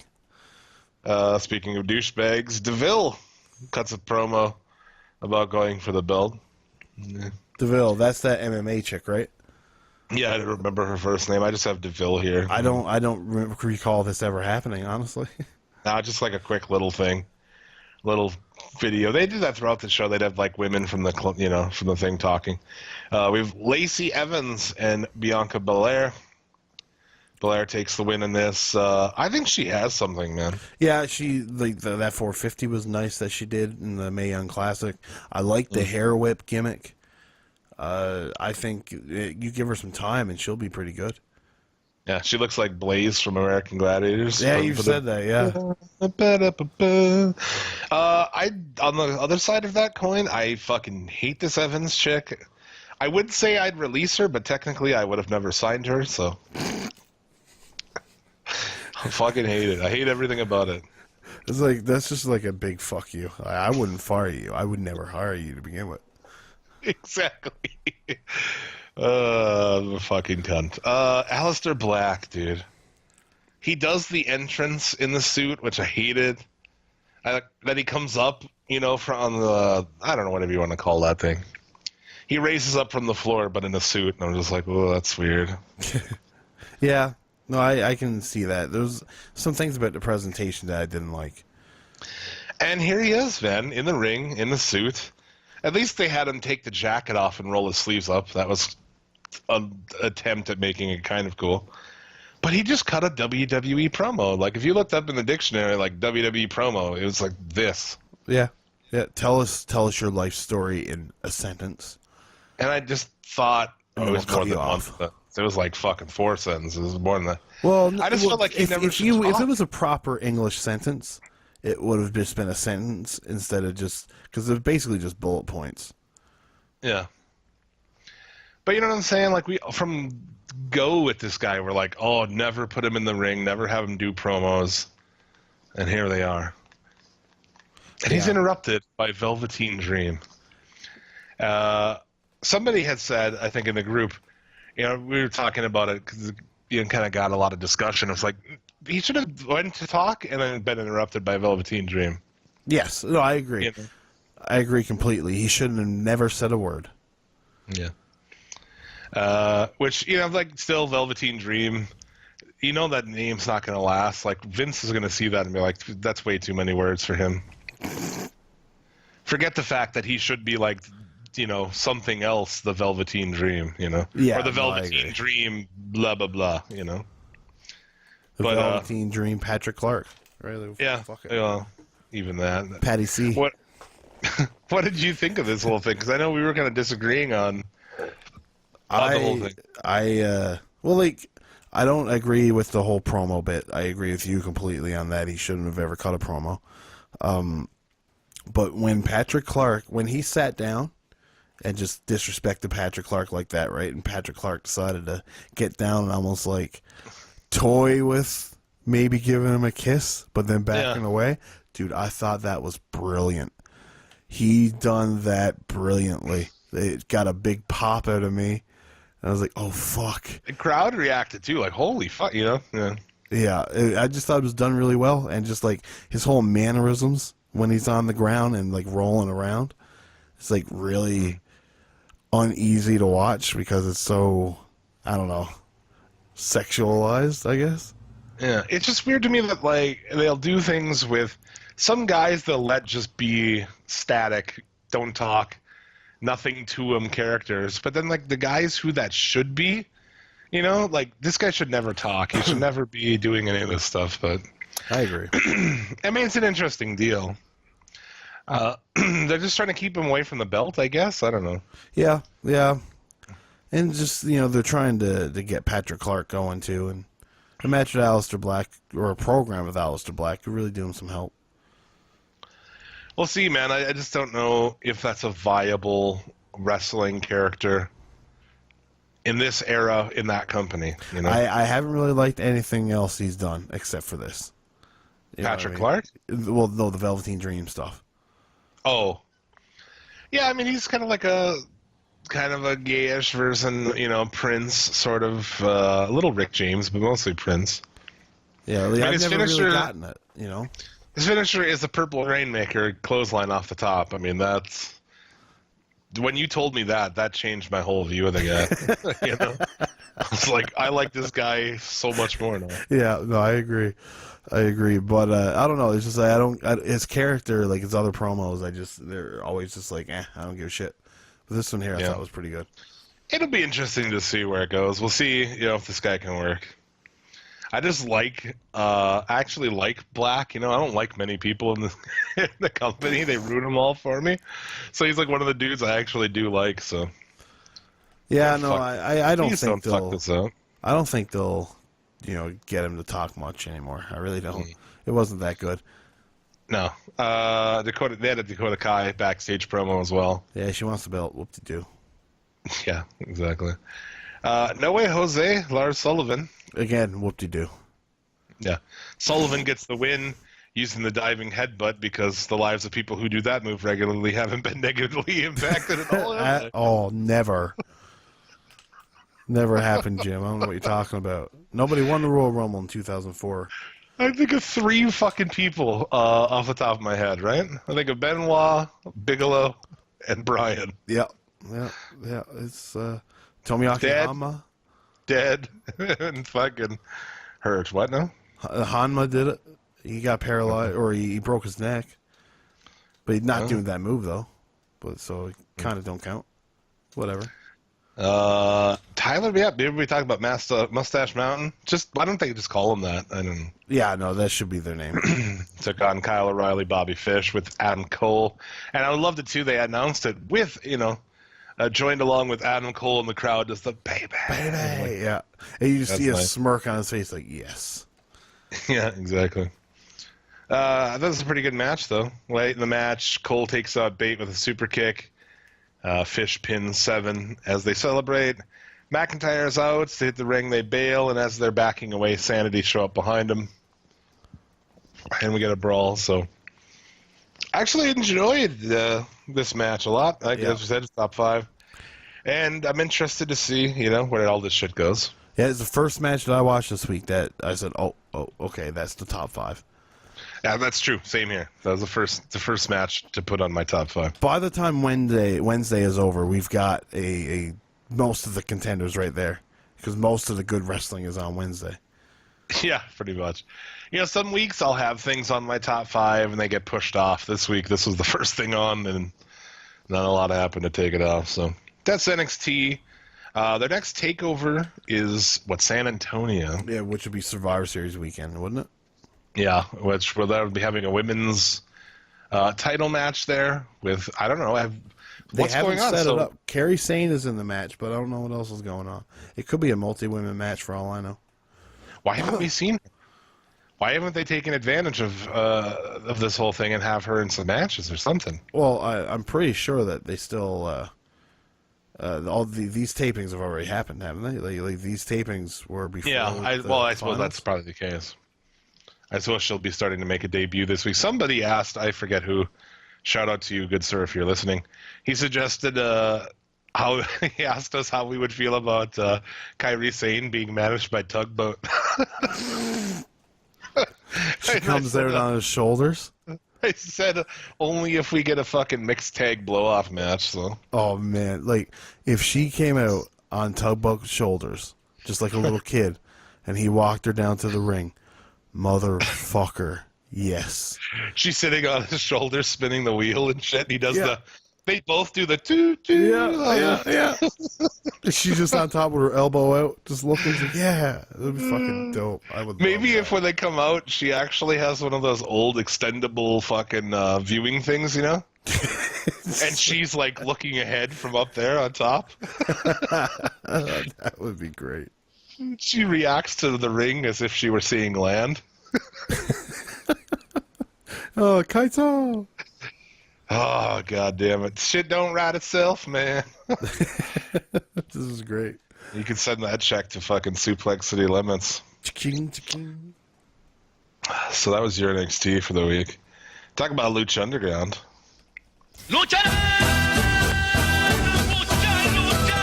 Lucha, lucha, lucha, lucha! It's the way of life! Lucha, lucha, lucha, lucha! Lucha Underground, episode 101. The Rise of the Ring Announcer.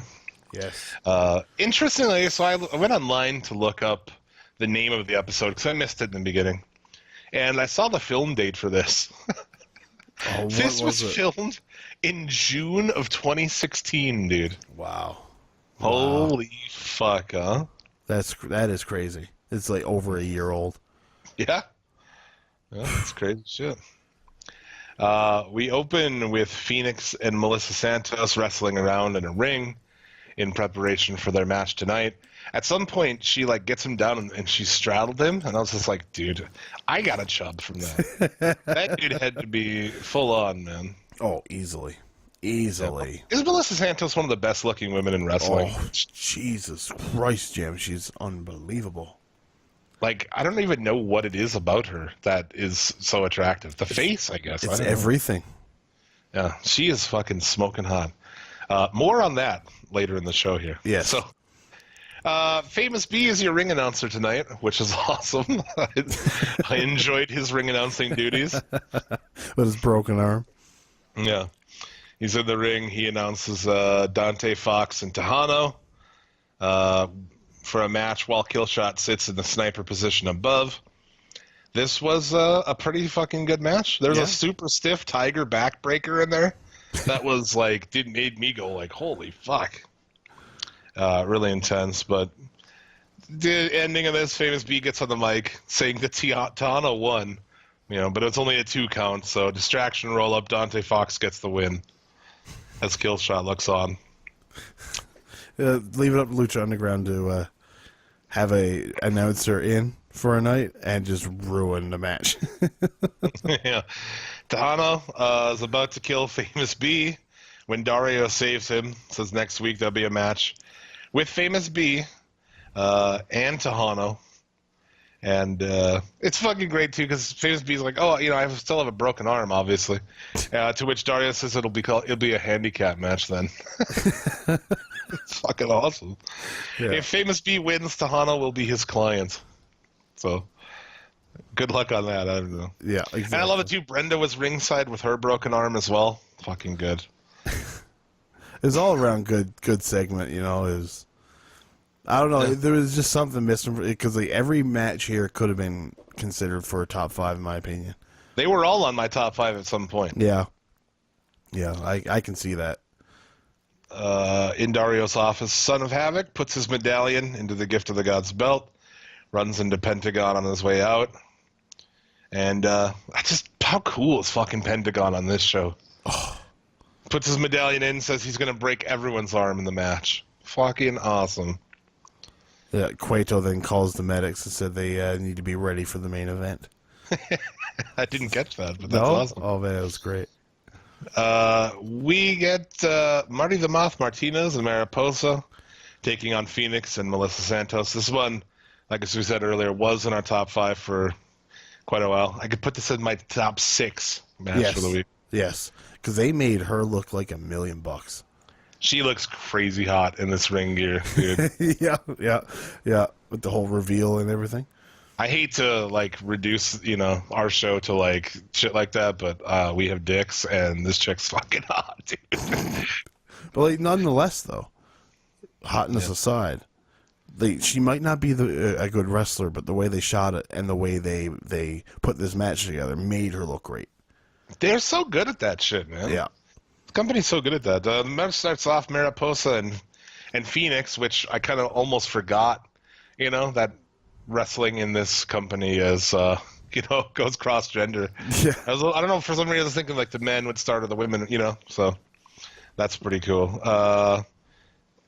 Good shit. Stryker called the lethal injection in this match. Thank you for that. I like when people call things by the name that they are, even if the person doesn't wrestle for them. Yeah, no. Ultimately, Melissa Santos' love for Phoenix is their undoing. Yeah. She throws a kick at Marty, jumps off the top rope. She does a Superwoman punch on Mariposa. A couple of shitty double super kicks from her and Phoenix. Yeah, they were quite abysmal. Mariposa ties Phoenix to the rope. This is fucking good. Melissa bails and tries to run while the Moth stalks her like Jason fucking Voorhees. Oh, man, that was so nice. It was so good. She's like running and kind of falling to get... It was a recreation of a horror movie fucking thing, and he's just walking looking fucked as he is. it was a great visual. I thought it added a lot to the match and the story of the match. Because, this match wasn't on my top 5 for work rate. No. Right? This match was on my top 5 for just overall entertainment that it brought me. Exactly. They do a double team pedigree on Melissa Santos. Martinez siblings take the win. Marty tries to cut her hair post-match as Phoenix finally gets free. So now you're free. Yeah, well, exactly. He's tied to the thing. He doesn't, use his other hand to try to untie himself or anything, you know? No. Maybe if I just keep pulling on it long enough. But this is your go-home to Phoenix and Marty, mask versus hair at Ultima Lucha Trace, which starts next week for 4 weeks. And then, I don't know. I'm so worried about the future. Yeah, I think you should be. Of this company. God damn it. This is when they went through the matches for Ultima Lucha Trace. Should we just go through them now? Is this where they went through them? Yeah, I have the whole card here, too, so... Yeah, so... Yeah, if you got it, take us through it, man. I talk a lot on this show. Matanza taking on Toucan Sam in a cage match. I'm not going to call him anything else. His name is Toucan Sam because of the headdress he wears to the ring. Fucking Yoshi. Feed him eggs. Feed that motherfucker eggs. We got Ivelisse taking on Katrina, which I totally forgot. Exactly, right? It was set up super long ago, and we haven't seen Ivelisse in a long time. No, not. It's been a long time. Then we have Phoenix taking on the Moth in a hair versus mask match. Sexy Star versus Taya in a last woman standing. This match is a little bit ironic compared to what happened in Mexico between the two. Then Dante Fox taking on Killshot in, it's easier to say it this way, 3 Stages of Hell match. Yeah. It's a Hell of War match, they call it. Yeah. Puma versus Mundo for a career versus title. And then, this is a fucking card, man. Yeah. And then there's Tejano taking on Famous B next week as well. Yeah, and we also get... they also set up another match somewhere. Oh, right at the end of the show, Pentagon and Son of Havoc will battle for the Gift of the Gods Championship because I just gave it away. But in the Gift of the Gods Championship match, that was so good. They had this section. Everyone was diving at some point. It was awesome. It's like dive, dive, dive. It was like ... dive times 10. It was awesome. Oh yeah, just action wherever you look. This match was fucking awesome. Action-packed action. That's a double pin. Pentagon and Havoc both get the win. And Dario comes out to set up Pentagon, Son of Havoc, ladder match for the Gift of the Gods Championship at Ultima Lucha Trace. So add that into the fucking mix, dude. This is good shit. Yeah, it's going to be. If this was like a one-night on pay-per-view thing, I would fucking buy this. Oh, I would. With this card, I would probably pay the $35. Yeah, exactly. It's fucking good. And it's going to play out, over the next month. So 4 weeks of fucking good matches. And, they'll tie up the end of the fucking season as they do so good on those shows. The end of the season videos have both been fucking amazing. Yeah. Yeah, it really makes you want more. Yeah. You can't wait to see where they go in the next season. Yeah. And to close out the show, we get this other segment, really interesting. I had to really pay attention and try to get everything that was going on here. So Dario's in a limo with who is this dude, this black guy? He's I can't remember his name, but he's city councilman. I think he's part Or who of is he? the FBI or something like that. I don't know. I can't remember. He's some important public figure. And Dario's there with the gauntlet. And they said that Cage wasn't the right host. And that Crane and Mill both want it and would be great hosts for their friend. And at Trace, there'll be a 3-way match. Winner gets the gauntlet. Oh, Jesus, I totally even forgot about that match. Holy fuck. And they agree while there's some other guy sitting in the shadows. We've yet to see the guy who lights a cigar all the time. And then they call him my lord. Yeah. So, Dude. So the gauntlet has the power to, bring back some fucking one? I'm assuming Right? to bring back the Lord, whoever that shall be. And I This really is hope fucking- it's something that we will actually get to see. Yeah, oh, dude, this is fucking, really interesting, man. Did you hear about the Jeff Cobb interview the other day where he talked about how he wasn't originally supposed to be Matanza? No. Matanza was supposed to be somebody else, but he won't say who it was. They just the person didn't want to wait that long to be on TV. That's interesting. Yeah. He was perfect as Matanza. Yeah. Oh yeah. I'm wondering if it was like Mil Muertes. You know what I mean? Like Oh? the other big Yeah. guy. That could be it. I fucking love the character of Mil Muertes, man. Oh, me too. Me too. Like it wears on me a little bit now. I'd like to see a little bit different, but they're also not really paying much attention to Mil Muertes anymore. Yeah. It's really unfortunate that, that we lost, what was it? Well, El Fantasma. What is his character? Oh, King Cuerno. Yeah. Yeah, we haven't had any King Cuerno this year. Yeah, I was a Kind of big a fan bummer. of King Cuerno. King Cuerno was Yeah. shit. Super good. But no less, Lucha Underground. Ultima Lucha Trace. That's off next week. That's going to be awesome. Plus, we got New Japan next week. Letting be a lot of fucking good wrestling going on.